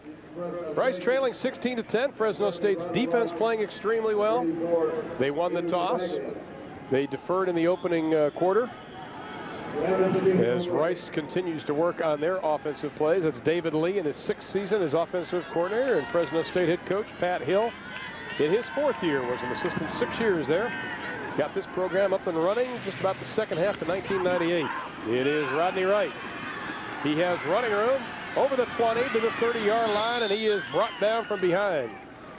Eric Clemens, you talked to Coach Pat Hill just moments ago. What was his assessment of the first half? Well, his assessment was he wasn't happy. He told me, I reminded my guys, we are in for a battle. This is a smart, tough, physical football team, especially at home, and we've got to, in the second half, attack and take this football game from them if we're to keep our goals here in the WAC conference. I remember last year they were coming off 2 big wins. They went to SMU. It was an empty stadium. SMU was 0-5. They went in feeling pretty good about themselves, and SMU just cold-cocked them. They certainly did. Josh Levi with a football. Nothing doing. Maybe picked up a yard on the play. Do you think, well, we look at Carr, David Carr, the numbers on him in the first half. You can see 6 of 12, threw for a couple of touchdowns to his big tight end, Jeremy Johnson. But do you think that maybe Fresno State may be committed to the run too much in this football game? I don't really think so. They're ahead. They have a 6-point lead. And I think they want to get their running game established. They're not only going to need it in this football game, they're going to need it during the course of the season to finish out again. And they don't have it right now. They've got to get it going. Greco again in motion. They'll try the left side. Levi slips one tackle, not able to slip the second. John White out of Grand Prairie, Texas, coming up to make the stop from that free safety spot. Now Fresno State, massive substitution of wide receiver personnel, so you feel they're going to spread the field now and throw the football. Take a look at it, the balance or the imbalance, or the balance tonight comparatively to the first 3 games. It's almost reversed. They've really made a commitment to run the football. They have not fired and fallen back like they have in the first 3 games whatsoever. It's been a complete reversal. On 3rd and 4, Carr's pass to the tight end, complete, fumble, Rice has it. Rashard Pittman still on his feet, and he is going to be dragged down behind, but not before he gets inside the 40. And just what the doctor ordered, takeaways. Turnovers are the great equalizer in any football game. Yeah, Carlos Ortega, I think, made the hit. For Travis Ortega. And that's not, it was a tip at the line of scrimmage. And Johnson hangs onto the football, and Ortega put his shoulder pad and helmet right on the football. And Johnny on the spot with the recovery for Rice's shell. Well, Larry Brown is the one who tipped the pass to the line of scrimmage. Yeah, Pittman recovered it. Pittman recovered. You can see the turnover situation. Corey Evans back in at quarterback. Started the game. Was effective at times. Replaced by Hurd, who was very effective until a fumble. Pittman's having a great game. Evans is going to keep it. Fakes the pitch. Takes one upside of his head, but not before he picks up about 5 on the play. Skinner and Chiramonte on the stop. You know, Evans, this kid, pretty good quarterback. 2 of 8 throwing the football. He's better on the ground. I mean, he's been utilized to run the football, to run the option, stretch the field horizontally. 25% completion is less than the 30% on the season he had coming in. He had a good game last week. He completed 4 of 7. Last week's loss to San Jose State. On 2nd and 6, Evans keeps it, pulls it out of the fullback Tyler's belly, but he's tripped up right as he gets to the 30. That was a very good open field tackle by Devin Banks. And the key is, in the open field, you do have to be secure. When you run the ball between the tackles, if you miss a tackle, there's support there rallying very quickly, sometimes only a foot away.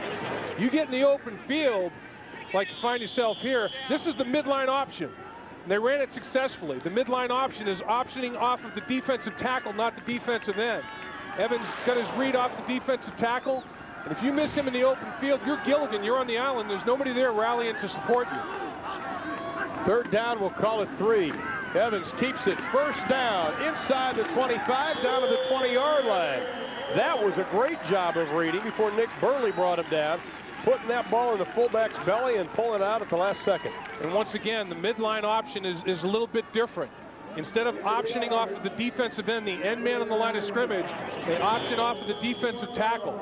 And Evans is doing a pretty good job here. Boy, they're just gashing him. Nice blocking down the football field. Usually big runs and big runs after catch occur with the secondary block at linebacker or secondary level. How about the block by Sadler? Gave Evans a couple more yards. This time a little counter play. Sadler, or Sean White we should say, he crosses the 20 down to about the 17-yard line. You mentioned Sadler earlier though, Ron. This kid was a 3-year starter at cornerback. He's got so much speed they decided to change him to running back his senior year. So he's got tremendous foot speed, but he's not bashful of contact, so he will block very well at that halfback position in the spread option. 2nd down and 7, inside the 20 for Rice, trailing by 6. Evans keeps it, penalty flag is thrown as he scampers inside the 15 down to the 13-yard line. Well, you got to think that Fresno State may have lined up offside. That flag did come quickly. And they didn't stop the play, so there's no false start.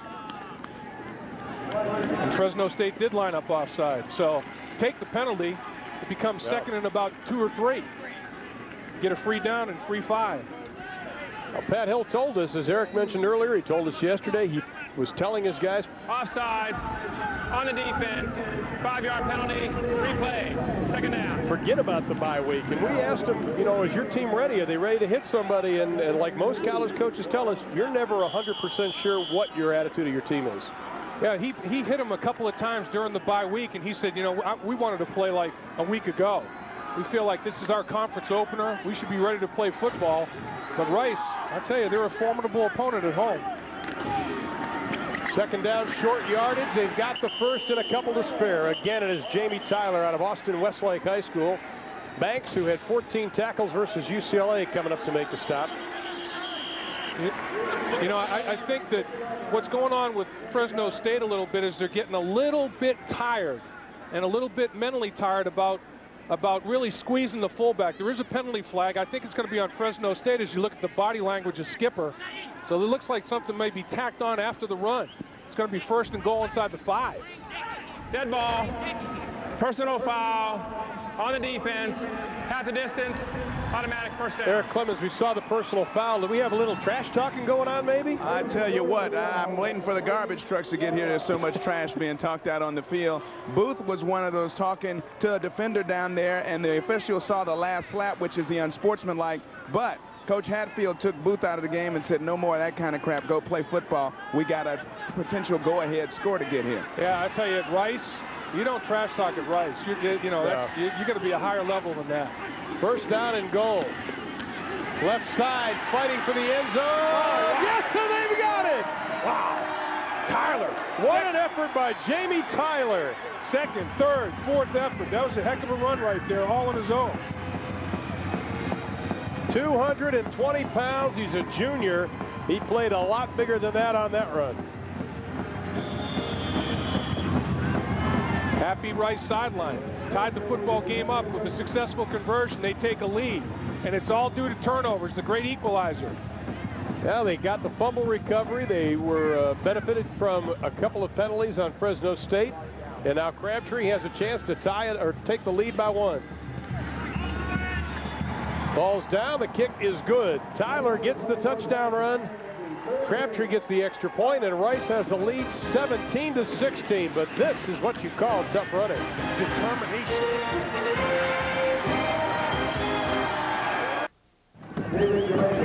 Well, here you see the Rice assistants up in the booth, and they're excited. I mean, they're happy about things. They were down 9-0.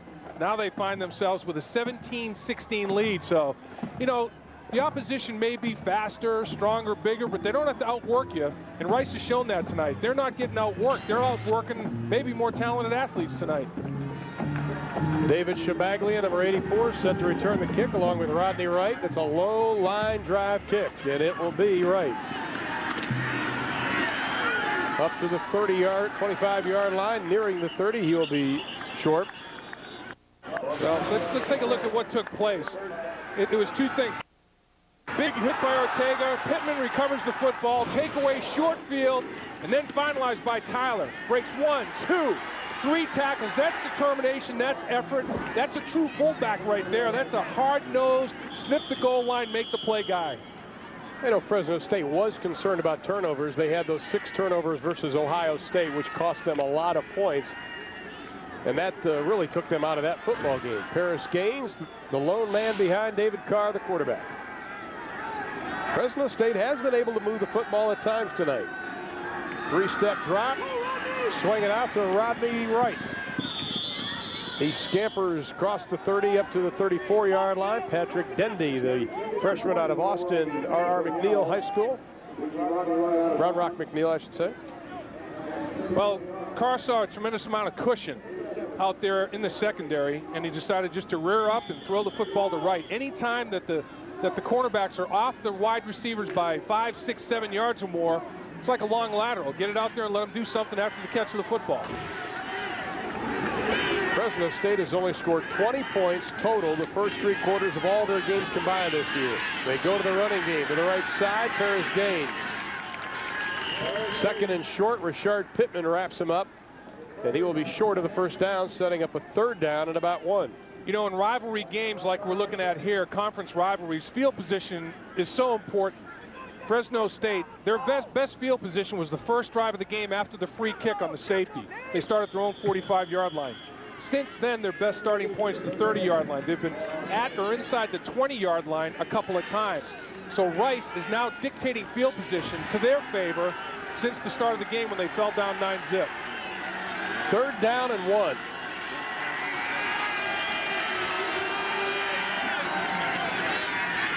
Second man through. Tillman, first down. John White coming up to make the stop from the free safety spot.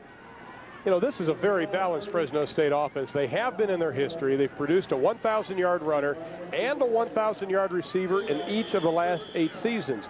But the balance tonight hasn't been with the running game.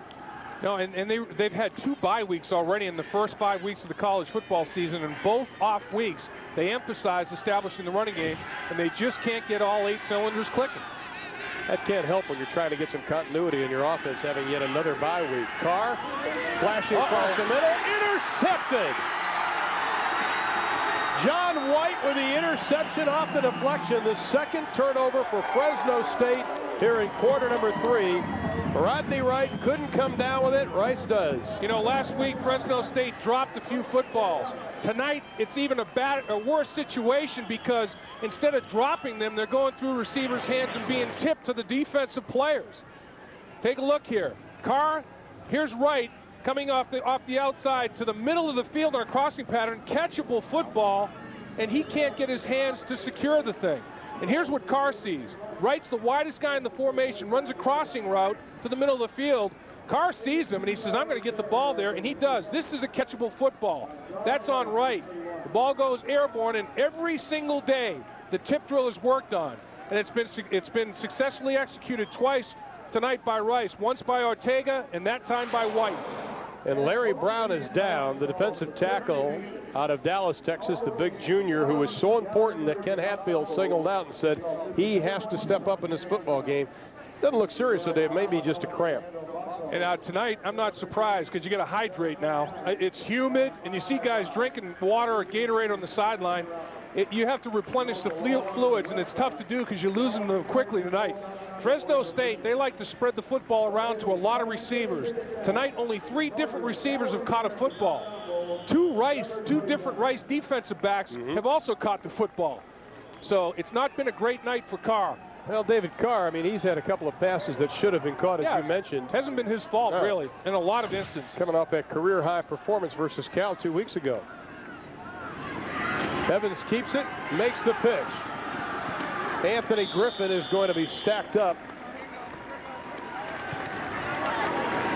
Eric, you're on the sideline with the Fresno State team. What was Coach Hill's reaction to that turnover? Well, probably as you might expect, Ron. I tell you what, he called his entire offensive team over and whoever else wanted to listen and gave them a good chewing out on the sideline and said, guys, if we don't get it together really quickly, we're going to go home losers in this game. Let's see how their offense responds when they come out to the field, because they sure have a little less backside now after talking to the coach. And the defense is going to step up. They have to bow their backs and limit this because they have a short field. 2nd down and 2. Griffin trying to get something, stretches out, will be about a yard short of the first down. Tim Skipper, who's been on just about every play tonight on the stop. You know, Ron, I played against his hero, Sam Mills. Sam Mills at the inside linebacker position. And Sam Mills was only 5'9", but Sam Mills weighed about 235. If Sam Mills was 6'2", he would have been 260. He had a size 13 shoe on a 5'9" body. He was like one of those rock'em sock'em. You couldn't knock him off his feet. He had such a, if it wasn't all turned under, he would have been 6'2", but he was hard to knock off his feet, and he had to come off the line of scrimmage on your knees to get under his pads. 3rd down and 1 for the Owls. An important 3rd down. Evans keeps, pulls it out of the fullback's belly, has a first down as he gets inside the 30-yard line. Jason Stewart on the stop. You know, when you have a quarterback that executes the option, jackhammer feet are a nice thing to have. And look at the feet here. Look at it. He's on the edges. He's like a slalom skier. I mean, he's making cuts and turns on the edges of his skis. That's an unbelievable effort right there. Tremendous balance. And man, the key for Rice on the option is to convert on the 3rd and 1s to 3rd and 3s. They didn't do it last year against Fresno State, and they're doing it tonight. First down from the 30. Evans keeps it again. This time he's going to be wrapped up right at the line of scrimmage. Alan Harper out of Fontana, California. Yeah, guess who? It's a frustrating night for Harper because he's a guy that's tremendously aggressive. And what Rice is doing, what Rice did to Oklahoma was use their defensive aggressiveness against them. And they're trying to do that tonight to Harper. And you have to play with a tremendous amount of discipline, because if you're too overly aggressive, it hurts you trying to curtail the option. You have to do your responsibility and that only. Don't try to do too much. And it's frustrating to a great player like him. No opportunity for quarterback sacks and things of that nature.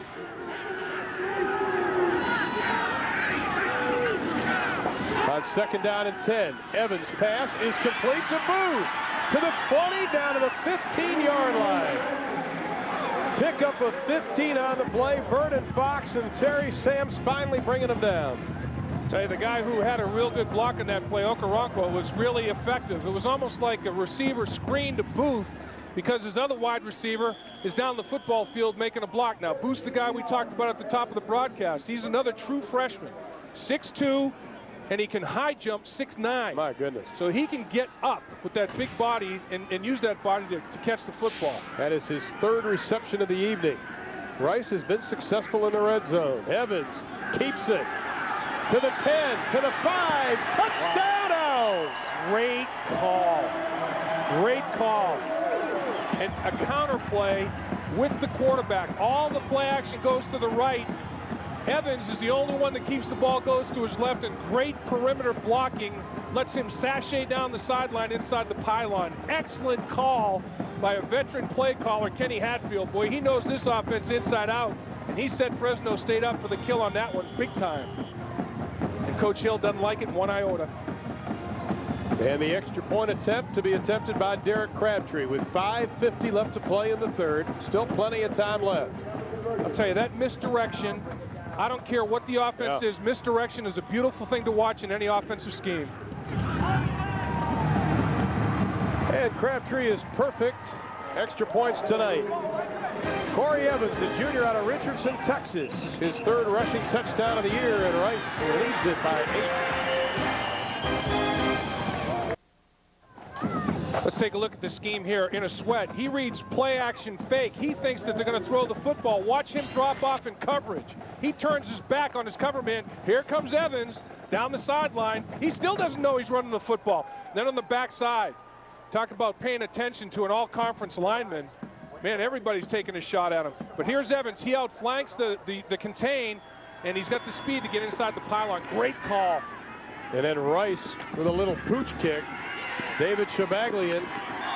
Interesting strategy. They're not even giving Fresno State a chance to run back the kickoff.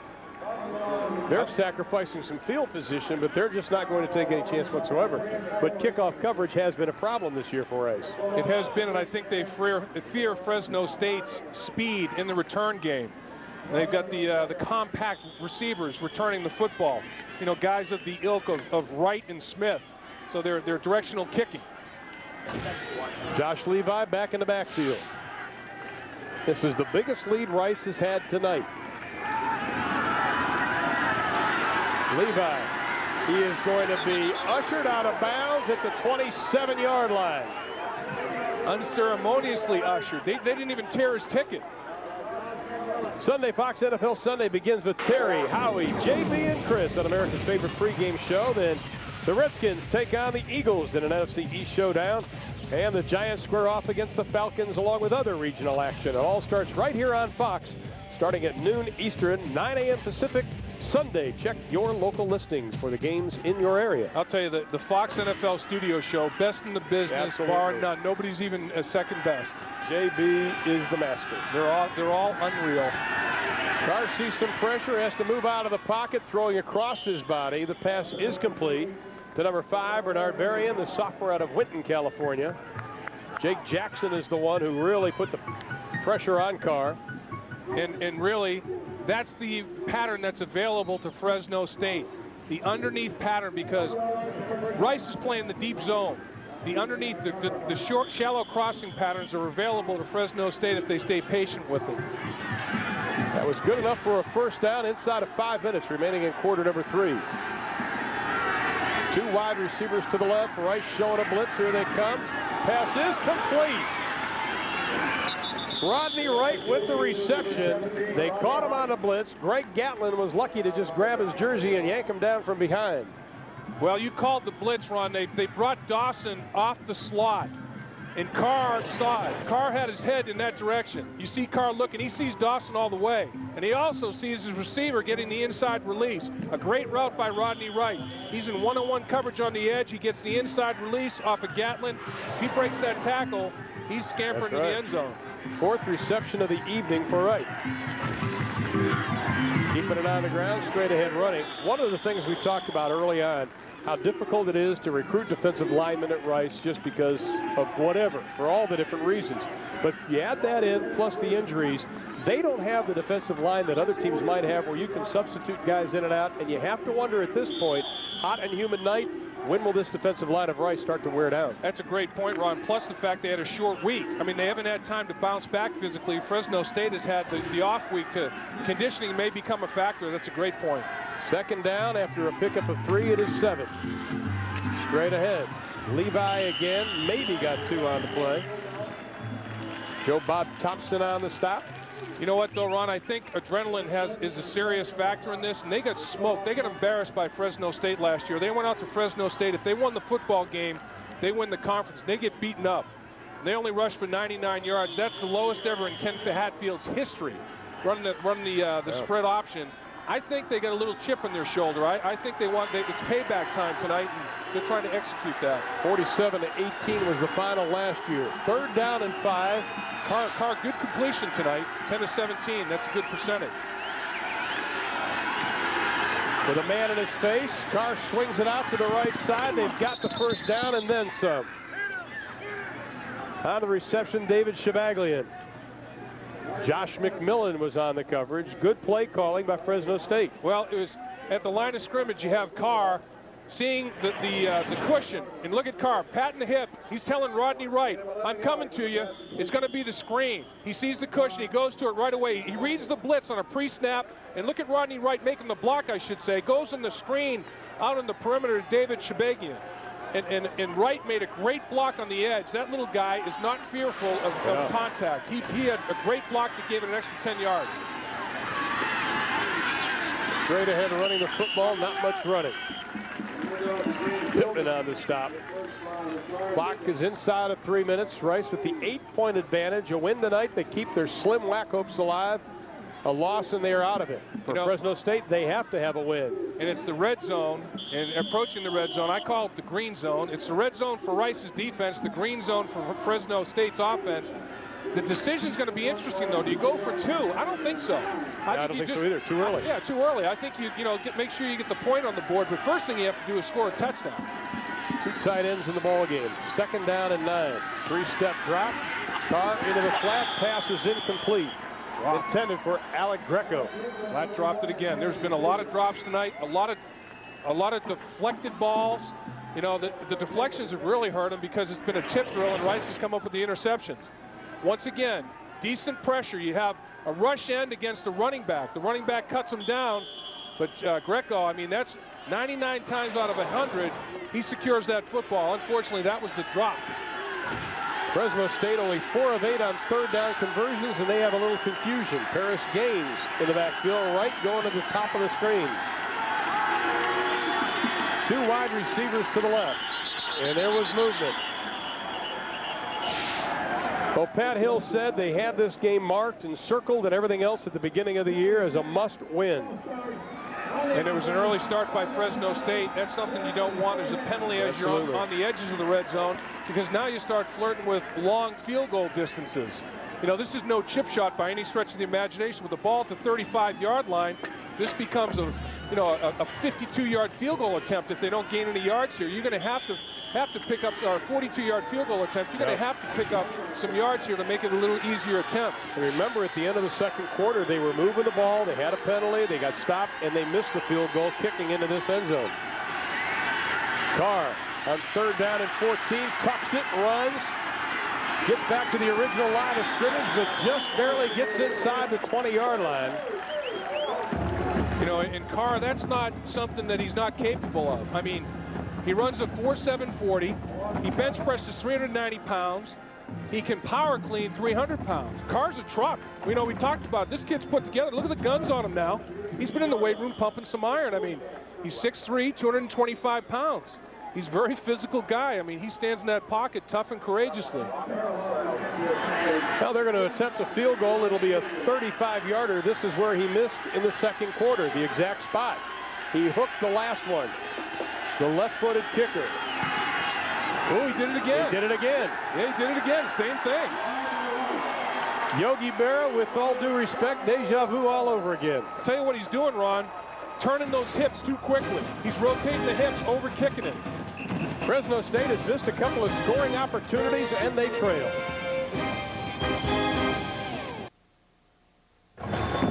24-16 is our score. Rice leading Fresno State with a 1:24 left in the third. Mom, I'm going to dye my hair blue. I want to get on TV. Did you see Mom behind? She's scared that blue's not coming out.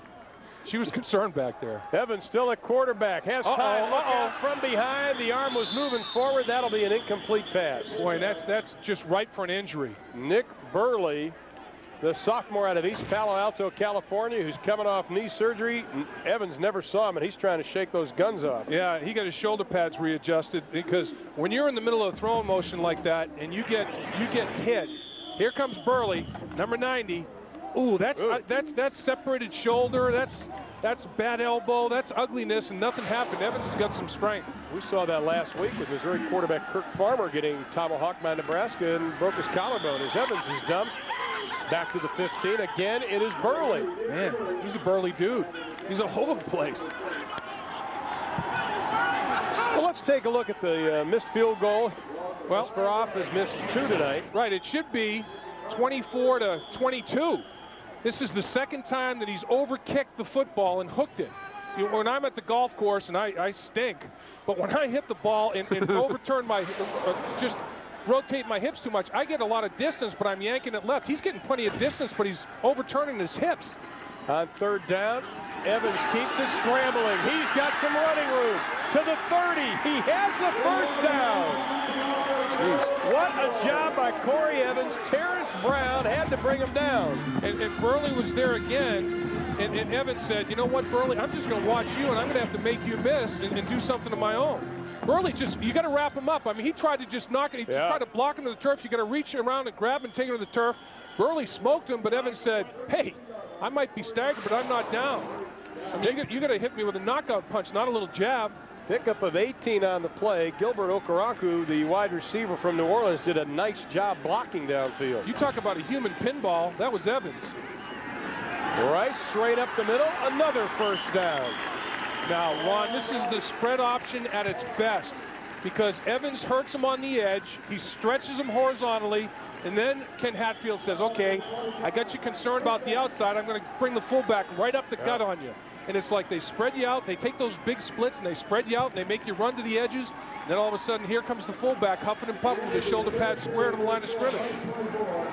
And that'll end 3/4 of play, but it has been yeoman's effort by the Rice Owls. They trailed 16-10 at halftime, but as we head to the final 15 minutes, the Owls have the lead by 8.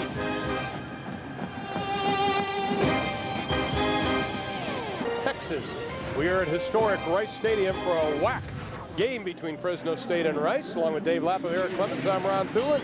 Rice with a football, and it is Adrian Sadler on the carry, and they have the lead 24-16.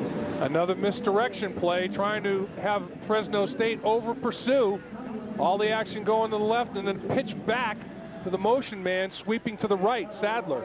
You know, Dave, you and I were talking during the break. Ken Hatfield has done a masterful job calling this football game, but when this option gets you on your heels, it's very difficult to defend. Well, it is. I mean, he's a master at it. He knows this offense inside out. He could give a clinic on it for hours. Second down and 8. Evans has to let it fly, has the man, and he can't get to it. Evans took a seat on the turf after he let it go. Dante Marsh is the one who really lowered the boom on him. Well, they ran the corner blitz, and that's his zone blitz. They actually blitzed the cornerback, and who dropped into coverage? None other than our big buddy Nick Burley. Nick Burley has spent the last series in the backfield. That time he blitzes the cornerback, Dante Marsh, and Burley drops into coverage. Well, Pat Hill has to begin to start feeling a little more concerned now, even more so than he did during quarter number 3. Carr, quarterback draw, calls his own number, has the first down. Or Evans, I should say. Called his own number. Chiramonte on the stop. And he's still rubbing that right shoulder, Dave. Yeah, he's still trying to adjust those shoulder pads and the jersey. Look, it's one counter step. The counter step is what freezes the defense. They don't know if he's going to run the option or if he's going to run the draw. And look at the block down the football field by his fullback at the linebacker level. And then, of course, here we go. In the pits, there's always stuff going on, and Alan Harper's a little frustrated. He got hit in the chops, and Now you got a little wrestling going on, and that's I love the pits. Joe Davis is the one who's tangling him up. Sadler, he takes a hit, but not before he gains at least 7 yards. Terrence Brown came up to make the pop. You know, the other thing that's going on, time of possession has to be in serious advantage right now for the Rice Owls. Rice wants the ball control. One of Rice's desires was to have the ball for 35 minutes. They're playing keep away right now. At the half, they only had about at the end of the third quarter, they only have about a 2-minute advantage. And now they're starting to play keep away with the football. They're starting to control the tempo at the line of scrimmage. That's what they want to do, keep Fresno's offense on the sideline. Second down and short. They just bang away at the left side. It'll be close to a first down. Skipper in on the tackle again. Well, you got Alan Harper, who now he's mad. You got him mad on the last play by the extracurricular, so now he's a human bowling ball. And here he comes. He splits a double team, and now he's going to knock other people around, including his own teammate. I'll tell you, he's been getting double teamed almost every snap tonight, and that's what you have to do when you have a great player like that. He's got a bullseye on his back, and he's going to get extra attention. And another Rice first down. The way you beat a team like Rice is you get them down heading into the third quarter. Down by a lot, because this is not a come-from-behind offense. What it is a time of possession offense. Right side on a little counter, up to the 25-yard line. Pick up a 4 on the play. Now, the offensive goals that you talked about early on for the Rice Owls, and they were very specific goals, something that they needed to do in order to secure the victory, and here's where they stand right now. Well, they're on track. I mean, look at that. They're almost got 300 yards rushing already. They're close to that.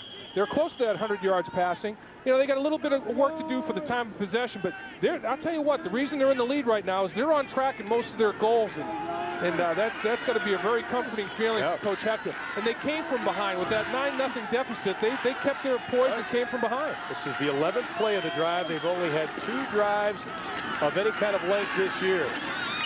On second down, Leroy Bradley, the right halfback on the carry, gets inside the 25 down to about the 23-yard line. But Rice doesn't mind doing this. They don't mind the third down. It'll be about 4 on the play. Ron, this game should be a tie football game in my estimation. I mean, Rice had a tragic fumble on the opening kickoff that cost them 2 points in the safety. Fresno State has missed 2 field goals that are makeable. Should be 22-22, but right now, because of mistakes, Rice has got the lead by 8. 3rd and 4. Evans keeps it, pitches it, fumbles it, loses it, still kicked around, still loose. Fresno State has it. Wow. Dante Marsh is the one who came up with the football.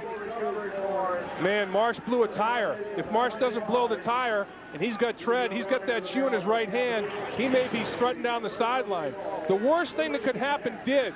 Booth is trying to block him on the perimeter, but every time you pitch the football, this is a possibility. Ball on the turf. You know, you got to fall on it. Don't try to pick it up. Marsh does pick it up, but he blows the tire and then he slips. You know, it's on the artificial turf when you have no tread. Man, when you got a bald tire, you're down. And that bald tire hurt him big time. But the guy that made a big mistake, Matt Weber was in position, or Smith was in position to recover the football and didn't. Tried to pick it up. Second fumble loss for Rice tonight. And now Fresno State with plenty of time left, 11 minutes to play.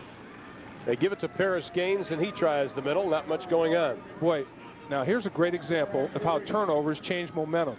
Rice has got an 8-point lead. They're threatening to hit the scoring zone, and they cough the football up. They spit the bit. Yeah. Now all of a sudden, they're on the sideline scratching their heads, and Fresno State is rebirthed.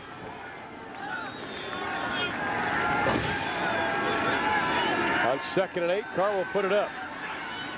Pass is complete to his tight end, Jeremy Johnson, who has a couple of touchdown passes tonight. Dan Dawson on the coverage.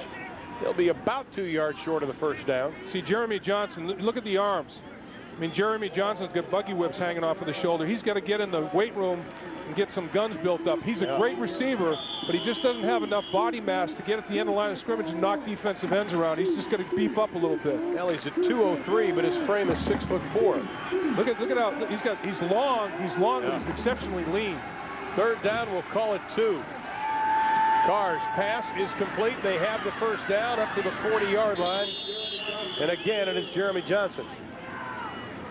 Dawson, the linebacker, on the stop. Now, Fresno State, as we mentioned earlier, had the problems with turnovers, especially versus Ohio State. They've had problems tonight. Well, you see the first tip ball, or a tip ball that Dawson comes up with, and here's a forced fumble that is recovered, and here's another tip ball that is picked off in the secondary by White. So I mean, you had a case where Johnny on the spot is Pittman as a linebacker, a couple of defensive backs heads up in the tip through. Fresno State hasn't been clean either. Greco in motion. Carr going for the home run ball. Has a man. Dropped it. No, he dropped it. Wow. Oh, Kenny Smith on the coverage of Salim Mahdi, the redshirt freshman out of Nebraska. Oh, it was right in his hands. He was wide open. Boy, the protection is unbelievable, and you can't be more open than that. And he tried to look it in, just flat out misjudged the football. Mahdi gets his hands extended. He's trying to time it up. Right through his hands off his shoulder pad. He's trying to catch it off his knee. He's feeling a little sad right now on the sideline, I'm sure. He's despondent. You can see him with his head down on the bench trying to get cheered up a little bit. That's a tough deal for a young guy. On 2nd down and 10. Throw it out in the flat. Pickup of maybe 2 on the play. Ball is loose, tripped. Everybody's fighting for it. Rice says they have it. We'll wait for the guys in stripes. Dawson on the bottom of the pile. He is the one who had the first hit. Tug of war going on. Strongest wrist, forearms, that wins the battle. Sometimes the possession exchanges in those pileups. Wright got it stripped out of his hand. Rice is saying they have the football. And they do. No, it looks like Wright's got the football in his hands. But they're giving the ball to Rice. Patrick Dendy came out of the pack. He was the last one to come out of the pack. Pittman also coming out. Pittman ripped it out of there, I think. I think Pittman might be one that ripped it out, but Pat Hill's not happy. Not a bit. And another turnover. I mean, it's just, ball security. We talked about it all night long. Wright's got the football. And here comes the strip of the football by Dawson. He just rakes it out of there. That's a heck of a play by Dawson. Now there's a tug of war at the bottom of the pile. Wright came out with the football in his arms, but it must have been after possession had been declared by the officials for Rice. Well, Jeremy Hurd returns to the quarterback spot. Evans did a nice job. Now it's Hurd's try, and he just hands it off, and they go right over the right side with Leroy Bradley. And now the clock will really start to work against Fresno State. They had the golden opportunity after the Rice fumble when Rice was moving on about a 13-play drive, but they coughed it right back up. Yeah, how do you measure character? Dawson making a play. He didn't get his chin on his chest, his dauber down because his offense turned the ball over. He said, I'm going to get it back. And Dawson goes right in there and rips the football out, giving it back to his offense. I mean, that's character right there. Well, he's coming off a broken leg, Dawson, last year. They said he's a playmaker. He's done it tonight. Oh, my. We have a penalty flag thrown right in the middle, and that is big number Burley. Nick Burley, number 90. Was he offside? I mean, he anticipated the snap count better than the offensive lineman did. Let's see. Got a hold. Well, he was off on the snap count. Somebody was trying to hold him as he blew by. I think somebody just reached out because they knew he was going to hurt somebody. Decline that penalty. You got to tackle for loss, and you don't give him another down. It burns the down.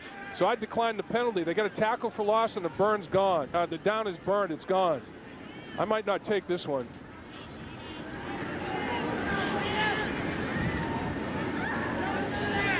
Looks like they're going to take the yardage, though. On the offense, 10 yards from the previous spot, replay, 2nd down. They're going to take the yards and give them the down again. Now, do you agree with that? Well, the tackle for loss wasn't for that many yards. I guess they're trying to just make sure that they knock him back out of range. That must have been the call to push in the back on Burley as he got the penetration, but he almost intersected the handoff. I mean, it was only about a 2 to 3 yard tackle for loss. Would have been 3rd and about 4. I can't disagree with taking the penalty. That's a 2nd and 12 situation. Hurd keeps it, turns the corner, 1st down. Hurd makes it a moot point whether you take the penalty or not with those jackhammers. We have another penalty flag down, though, Dave. It's in the backfield, and they're going to bring it back. And, Rice had 5 holding calls last week, 3 on the offense, 2 in the kicking game. Now, all of a sudden, holding calls are cropping up again.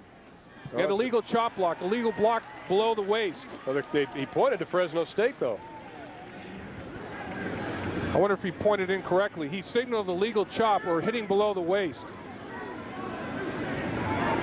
We're going to have to take a look at this. Now, did Fresno come up and just try to take somebody out? Fresno State can't hit below the waist either, and they did, unless it's a ball carrier. And they're going to mark it from the spot where Hurd went out. This is a costly penalty. Against the pitch man on the defense, 15 yards from the end of the run, first down. Blocking below the waist against the pitch man on the defense. I don't get that call, and I think Coach Hill is a little confused as well. If the pitch man blocked below the waist, it must have been a hit on him below the waist. It's the hit on him below the waist by the defensive football team. I think that's what he meant. That's the call. He just reversed his nomenclature a little bit in the description there. And we know when you do that, it could hurt. Yeah. You got to keep that nomenclature in its position at all times. Now Ken Hatfield will take it because now the clock closing in on 8 minutes to play in the ball game, and his team in Fresno State territory.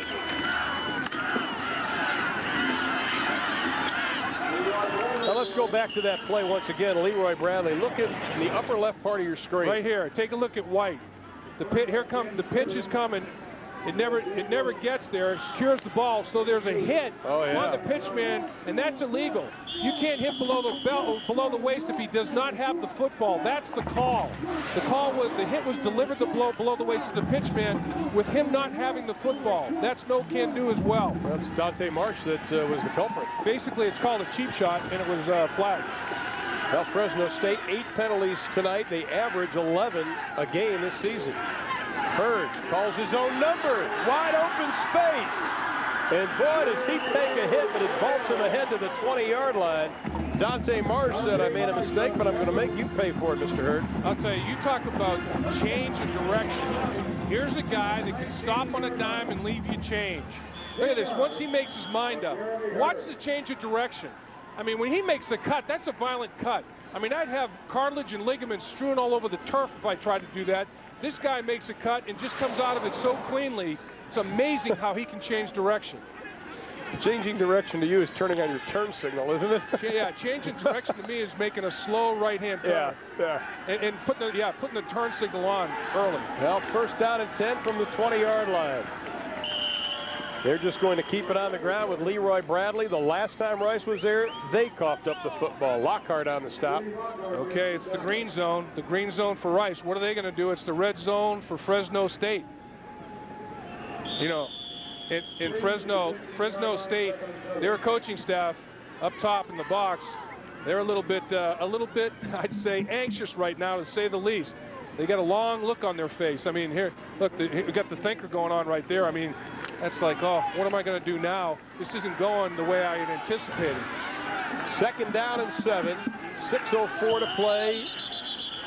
They have to call a timeout. They call the timeout. Yeah, Fresno State a little confused defensively. They call a timeout with 6:01 to play. Rice trying for their first WAC conference win of the year. They lead it by 8.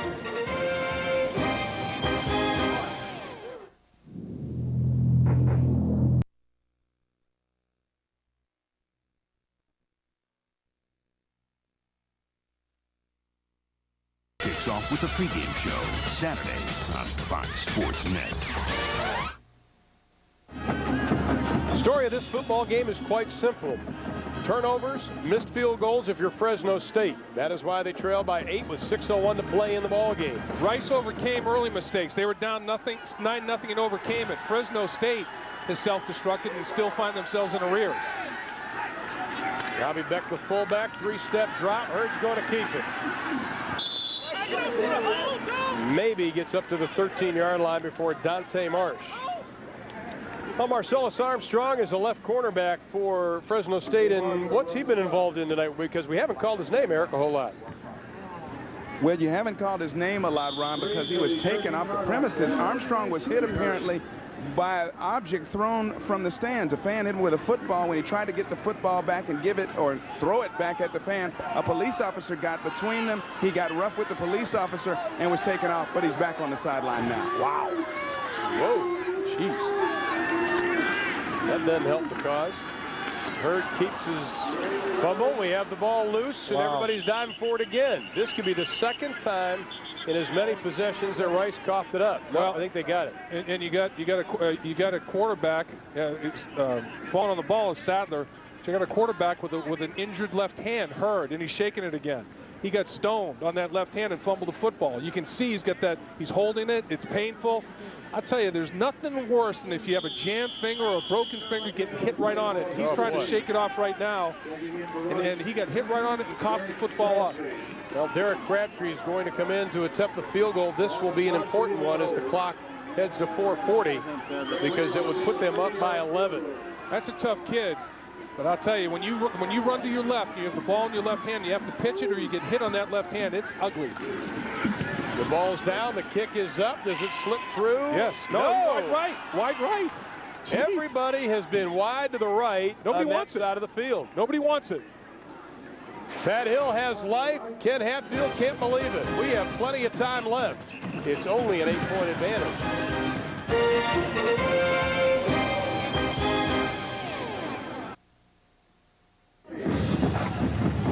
Crabtree had a shot at a 30-yard field goal that would have just about put this game in the books, but push.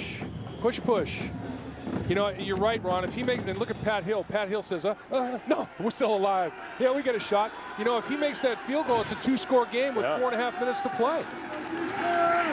Carr to Paris Gaines. He has a convoy in front of him. Plenty of running room. First down up to the 35-yard line. A pickup of 15 on the play. Joe Bob Thompson on the stop along with Isaac Allison. And the Fresno State offensive goals tonight, this is what they've done. There's the two problems. They ran the ball. They got their 150 yards rushing. They're averaging 5 yards a carry in so doing, but they're coughing the ball up. And they're 0 in the red zone. They haven't even kicked the field goal in the red zone. That's ugly.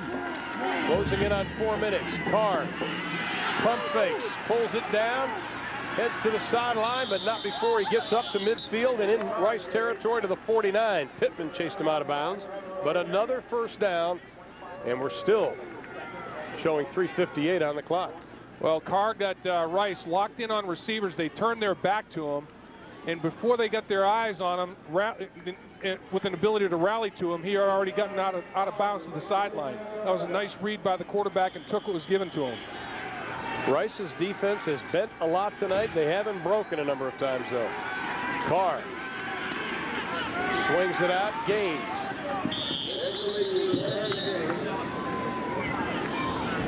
Well, this week starts your college football Saturday with our pregame show presented by Rivals.com. It gets underway at 11:30 a.m. Eastern, 8:30 a.m. Pacific.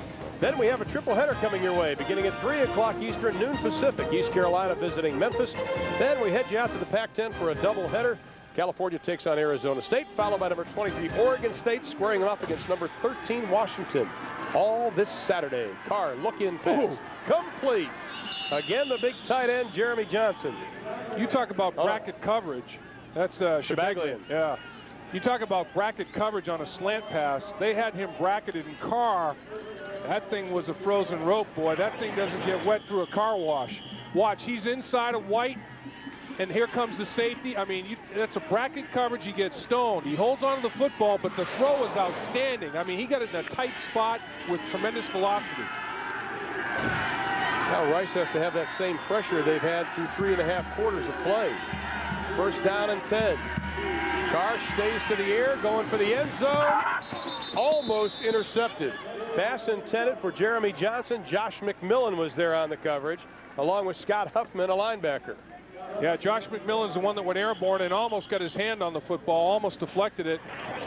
Double coverage again, and Carr trying to put the ball over McMillan to his tight end before the corner can make a play on it. Well, we got a call from the official. We don't see a flag. Oh, it's holding, though. I don't see the flag on the field. Doesn't matter. The guy in the striped shirt saw it. Yeah, that really throws Fresno State off schedule. Now you're looking at 1st and 20. And what you have to do now is not try to get it all back on one play. You got to pick it up in chunks. You're on the right half of the football field, but you're way off schedule. And Pat Hill's not liking it. Well, once again, if there is an Achilles heel for Rice, it is against the pass, especially over the top. 4 of 5 teams have passed for over 340 yards against them this year. This time they try a little reverse with Wright. Picks up a couple of yards on the play as the clock goes to 3:15. left in the ball game. I think, Ron, one big key for Rice's defense is they have controlled Wright and Smith tonight. Absolutely. I mean, Wright and Smith have not made the big plays that I thought they would make. Rice has done a good job of playing zone defense, rallying to the ball and limiting the yards after catch. How about Wright 5 catches, Smith nothing? That's that tandem to only have 5 catches is outstanding defensive performance. The Wright average is about 9 catches a game. Second down at 15. Carr rolling, going up top, has a man, overthrows him, and it is Wright. Kenny Smith on the coverage, the junior out of Gulfport, Mississippi. Well, I think they tried to go for the bundle on that one pass. You know, there were intermediate routes to check down to, and I think that's the area that he should have gone.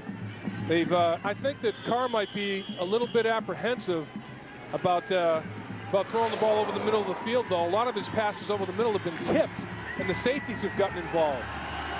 Third down, 15. He's throwing with a pretty stiff wind. Carr looks over the middle, has a man, it is complete.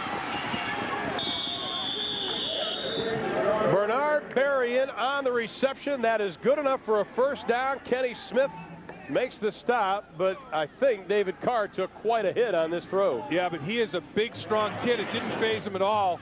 He does get blown up, but he's courageous in the pocket. He knows he's going to get hit, and Green takes him to the turf. But it was a crossing pattern. Watch Berrien. These crossing patterns take time. Berrien beats man coverage. When you're running all the way across the field, the protection has to hang in there for a while. It did long enough for Berrien to separate and catch the football. And now, first and goal for Fresno State. Carr being dragged down from behind. They stand him up and they take a hit. Boy, Dawson and Ortega, they crunched him, and it looked like Carr's mouthpiece came flying out of his mouth. Let's hope it was his mouthpiece and nothing else. Boy, that was a jab from Muhammad Ali or Frazier. The mouthpiece came out of there. Ortega lit him up. He lit him up from the front, and Dawson lit him up from the back. Carr he breaks contain. Dawson's from behind. Ortega. Oh, my goodness. Oh, my. I'll tell you, that'll leave a mark. Check your fillings. They may be a little loose. They call Travis Ortega the Punisher. Good nickname. Second and goal. The look-in pass incomplete. 2:03 to play. Well, it's 4-down territory. A field goal does you no good in my mind. It's third down. If you don't score on this one, you got to go for it on fourth down. So will the defense rise up for basically what amounts to a goal line stand, or will Fresno State, now they not only have to score, they have to convert on a 2-point conversion to get this thing into potential overtime. You have to wonder the mental state of David Carr. We know he's tough, but that was a dental check, as you said. Oh, yeah, I mean, I wonder if his pupils have dilated. Third down and goal. Looking for the end zone, has a man. Touchdown, Fresno State. Shabaglian with the TD, his first of the year. And Carr got hit again, but Carr found his receiver, Shabaglian, breaking free. Right, little crossing pattern. The timeout by Fresno State. They want to talk about the 2-point conversion. You see Wright running a little pivot route. He quasi-pick. Shabaglian takes advantage of Wright running that little pivot route. He gets separation for a big touchdown reception. Now, they're checking Carr to make sure he knows what day it is and what city he's in. And now they're going to go for their best play on the 2-point conversion. I think they want to make sure that Carr's all right. I would have checked before the touchdown. The touchdown pass tells me he's fine because he threw a great ball. Yeah. Well, it looked like Kenny Smith got a little confused on the coverage. The cornerback, he bit towards the inside, and there was no way he was getting outside. Well, what happened was Wright ran the pivot route, and basically he drew everybody. Everybody went inside to Wright because he's the go-to guy. Shabaglian ran the crossing pattern behind him. Everybody forgot about Shabaglian, thinking that Carr was definitely going to Wright, and Shabaglian said, no, I'm here. I'm here for 6. How about a 10-play, 80-yard drive, but 9 of the 10 plays came through the air. But now, Pat Hill, Dave, let's not to speculate, but if you were Pat Hill right now, you've had success through the air.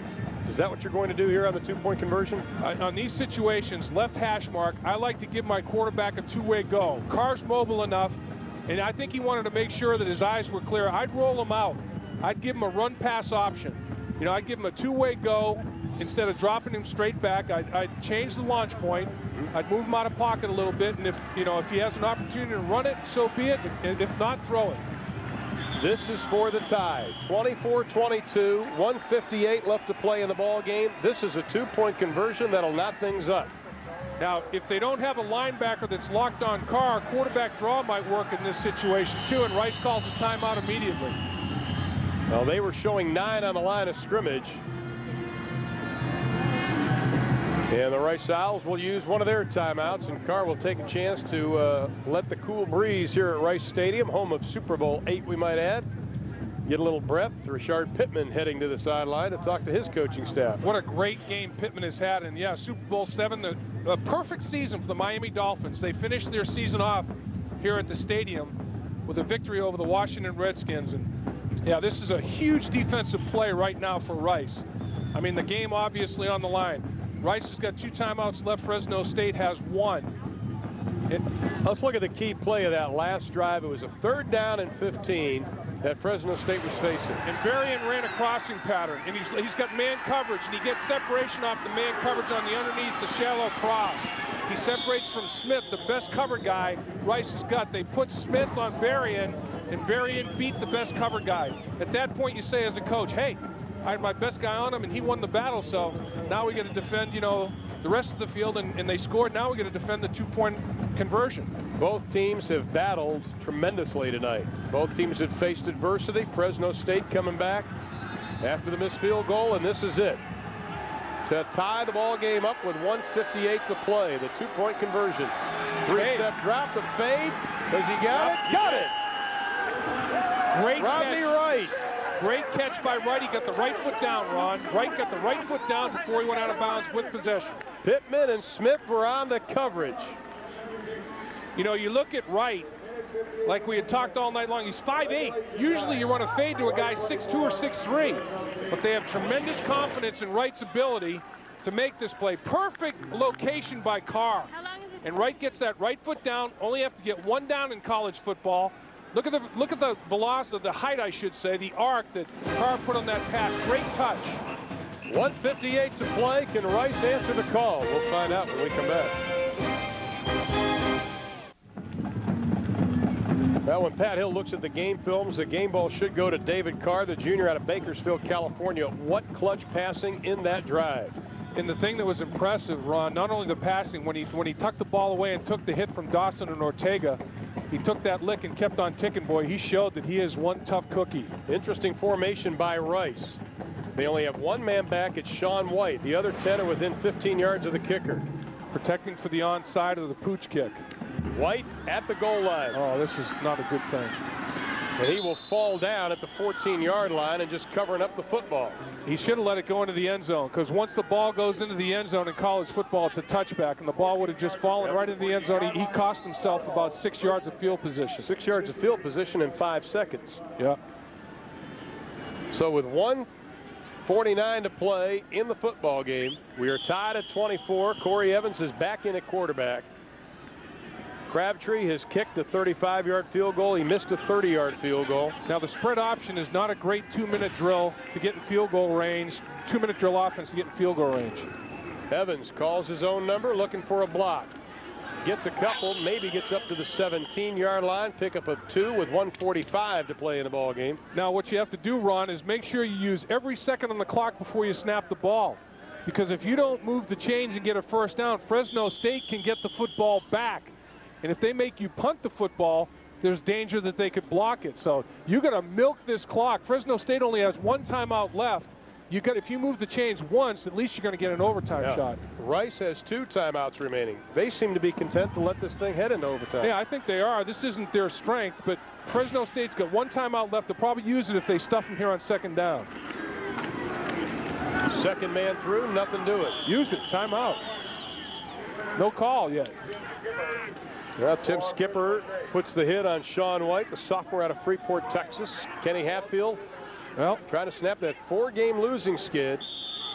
I guess Pat Hill is content to let him try to make a play just on the punt. I mean, I would use the last time out on 3rd down, and then if they throw an incompletion, you're going to make them punt the football. You're going to get the ball back with all kinds of time. I don't understand why he didn't burn that timeout and preserve all that clock. Coach Hatfield likes it, but I can't understand why Pat Hill didn't burn that last timeout that he's got. Why go into overtime with a timeout left? And Rice will call a timeout as the clock gets inside of 30 seconds down to 29. Now, each team has one timeout remaining. Well, that was smart, because Rice let every second they could possibly burn off the clock before they called the timeout. That's a smart play. Why Fresno State didn't call it right away with the tackle for loss and make Rice make a play on third down? If Rice throws the football incomplete, Rice has to punt the football, and Fresno State gets the ball back with like 45 seconds to play. They don't have any timeouts, but if they get, and remember in college football, if you complete a couple passes, you can spike the ball, you can line up and maybe kick a potential game-winning field goal. I just don't think clock management was sound there. Well, it's a chess game right now for Ken Hatfield and Pat Hill. I guess, you know, the old philosophy is play for the tie on the road, play for the win at home. So right now, Pat Hill is playing for the tie on the road to get it into overtime. Let's go back to the two-point conversion. Carr hitting right being guarded by Smith and Pittman. Well, look, the ball's on the left hash mark. They go to the short side of the field for the fade. The fact that they went on a fade to a 5'8" guy is one thing. Then go to the short side of the field. But that was a perfect throw by Carr. And this receiver, Wright, is able to get his right foot down before he goes out of bounds with possession of the football. Great call, great execution. In the NFL, I don't think he would have gotten 2 feet down. No, it would have been a tough tap. Third down and 9. Final 30 seconds. Evans keeps it. Takes the hit as he goes up to the 17-yard line, and now Fresno State will whistle for the timeout. Yeah, see, I think 20 seconds left. I think that's a little too. I think they would have gotten the football back if they had used the timeout back sooner. If they'd used the timeout after the tackle for loss. Now Fresno State is now out of timeouts. Rice has 1 remaining, but they will be getting the football back. Once again, Rice will be kicking into a fairly stiff wind. In fairness to Pat Hill, though, you know what? If the ball was incomplete, the clock would have stopped. But if Rice ran the ball on third down, they could have let the clock run all the way down like they did on second down before calling the timeout. So my feeling is Pat Hill realized that Rice would have run the ball on third down and not thrown it. There would be no reason to throw it. So I can understand now his thinking a little bit more easily. 6 of one, half dozen of another. Well, it is windy here. He'll be kicking into a wind. It's probably a 10 to 15 mile an hour wind. And they're bringing 10 at the line of scrimmage, and there's only 1 return guy. They're going to heat it up, and why not? You might as well go for the block. This is your best opportunity. If they don't block the kick, maybe they can hurry the punter into a shank and get good field position. Rodney Wright, the only man back. He's at his own 45-yard line. Travis Hale set to kick it away. He's standing on his 3. Fresno State backs off, and he does shank it. Yep. That is a terrible kick. And Kenny Hatfield can't believe it. Boy, he jumped up about 5 feet, didn't he? He did. He went vertical. He showed some hops there. And Fresno State, remember, in college football, if you generate a first down, the clock stops. You can get to the line of scrimmage and spike the football. They have 16 seconds. They can run more than 1 snap. Right here, just the punter's hurrying his play a little bit. He knows the pressure's coming, and he shanks. Just the drop is off the outside of his foot. The drop was not consistent enough. They're 1 pass away from field goal range. The best field position of the day for Fresno State comes at the most crucial time for Rice. They get the ball at the 38-yard line of Rice. Kicking game has let Rice down. They missed a field goal with about 4 minutes left that would have given them an 11-point lead. Now they've shanked the punt. And Ken Hatfield is disappointed because that's his forte as special teams. He spends most of his time in the kicking game as head coach. Rice blitzes. Carr swings it out to the right side. Getting out of bounds is Shabaglian, who has the big touch, or had the big 3rd down and 15 reception. Once again, the wind is no, he had the touchdown. Or had the touchdown. Yeah, he had the touchdown, and then the 2-point conversion went to Rice. And Shabaglian, they really a nice job by Fresno State. They flooded the zone. And then Shabaglian took advantage of it. And they're going to kick the field goal right now. Hassad Esperauha from Bulgaria. 0 for 2 tonight. He's missed 2. He's pulled them. And this will be a 43-yarder. Ice him. Rice calls a timeout to ice him a little bit. a left-footed kicker from the right hash mark. You know, this is a young man that went to a junior college last year, Grossmont Junior College. He just kicked off. Up until the start of the season, he had never kicked a field goal or an extra point in live game action. But coming into tonight, he was 2 of 3. His longest was 36. And there you can see David Carr's reaction.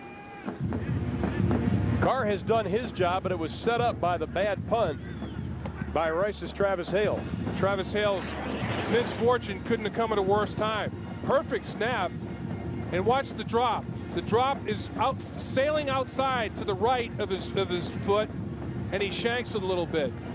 And now the big pass play, they flood the zone, and Carr throws the ball easily. I mean, out in the perimeter, a vacated zone basically. Shabaglian is the beneficiary. Everybody jumped on the inside route. Nobody took Shabaglian going to the sideline, and I can't understand why, because that's where you're going to get hurt, because you get out of bounds and stop the clock without using a timeout. This will be for the win with 9 seconds left. 43-yarder. Dogfight here tonight. I'm telling you, the holder is Jason Simpson. The snapper is Kevin Murphy.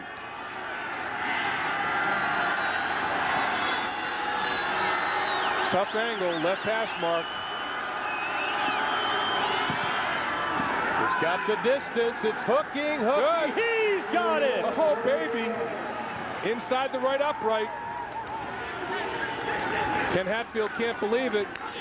There's 5 seconds. It's going to have to be one of those keep lateraling the football in the kickoff. And Carr's overcome with emotion, or he's probably still trying to clear the water out of his eyes from that hit that he took from Dawson Ortega. But Carr is just, he made some big plays down the stretch. And how about this young guy making an adjustment?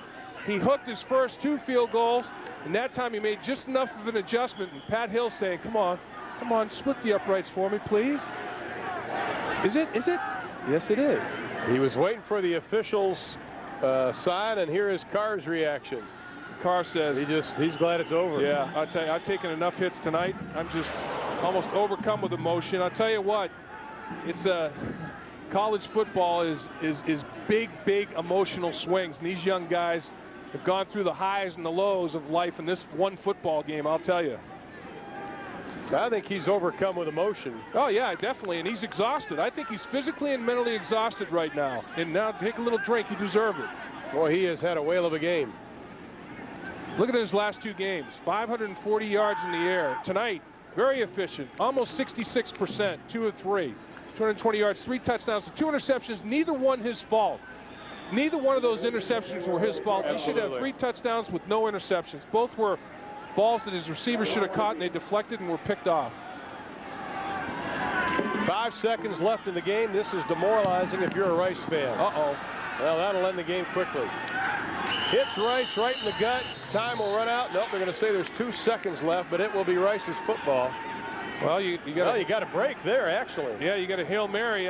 If Rice did come up with the football. Well, now they're signaling Fresno State. They signaled Rice at first. Pat Hill said, no, I think you got it wrong, gentlemen. It's this way. Well, the old genuflect now, take the knee formation, and it's a victory celebration for Fresno State. They're going to let somebody else take the final snap. Let Carr stay on the sideline and recover a little bit, because you know what? I think he's got Excedrin headache number Dawson and Ortega. I think he does too. And that's a 33. 30 plus 3, Excedrin headache 33, because he took a shot to the schmush from those guys, boy. And to think that he had the great touchdown pass and the 2-point conversion. Put your mouthpiece in your mouth. Don't leave your mouthpiece over there. You never know. Put your mouth. You know, a little thank you up above, a little divine intervention right there. And this is it. So the conference opener for Fresno State is a victory. For the Rice Owls, their losing streak is extended to 5 games, and Pat Hill's squad knew it would be a dogfight coming in, and he got it. But Kenny Hatfield's troops, they put up quite a battle. But Dave, the bottom line is this knocks Rice out of the picture for the WAC title. Yeah, and you have a heavy heart for Rice, because they played their hearts out, but Fresno State, when the chips were down, they had to make plays. They absolutely did. And that man, Carr, was the catalyst. He was the straw that stirred the drink tonight in the comeback. Well, they got their rushing yardage, they got their passing yardage, and they got the winning field goal from that man. Once again, the final score, Fresno State wins it 27-24 in a hard-fought battle. After the break, some of you will be heading to the National Sports Report in our studios in Los Angeles. For the rest of you, we will keep it right here and talk to those who won the game, all coming up right after this break.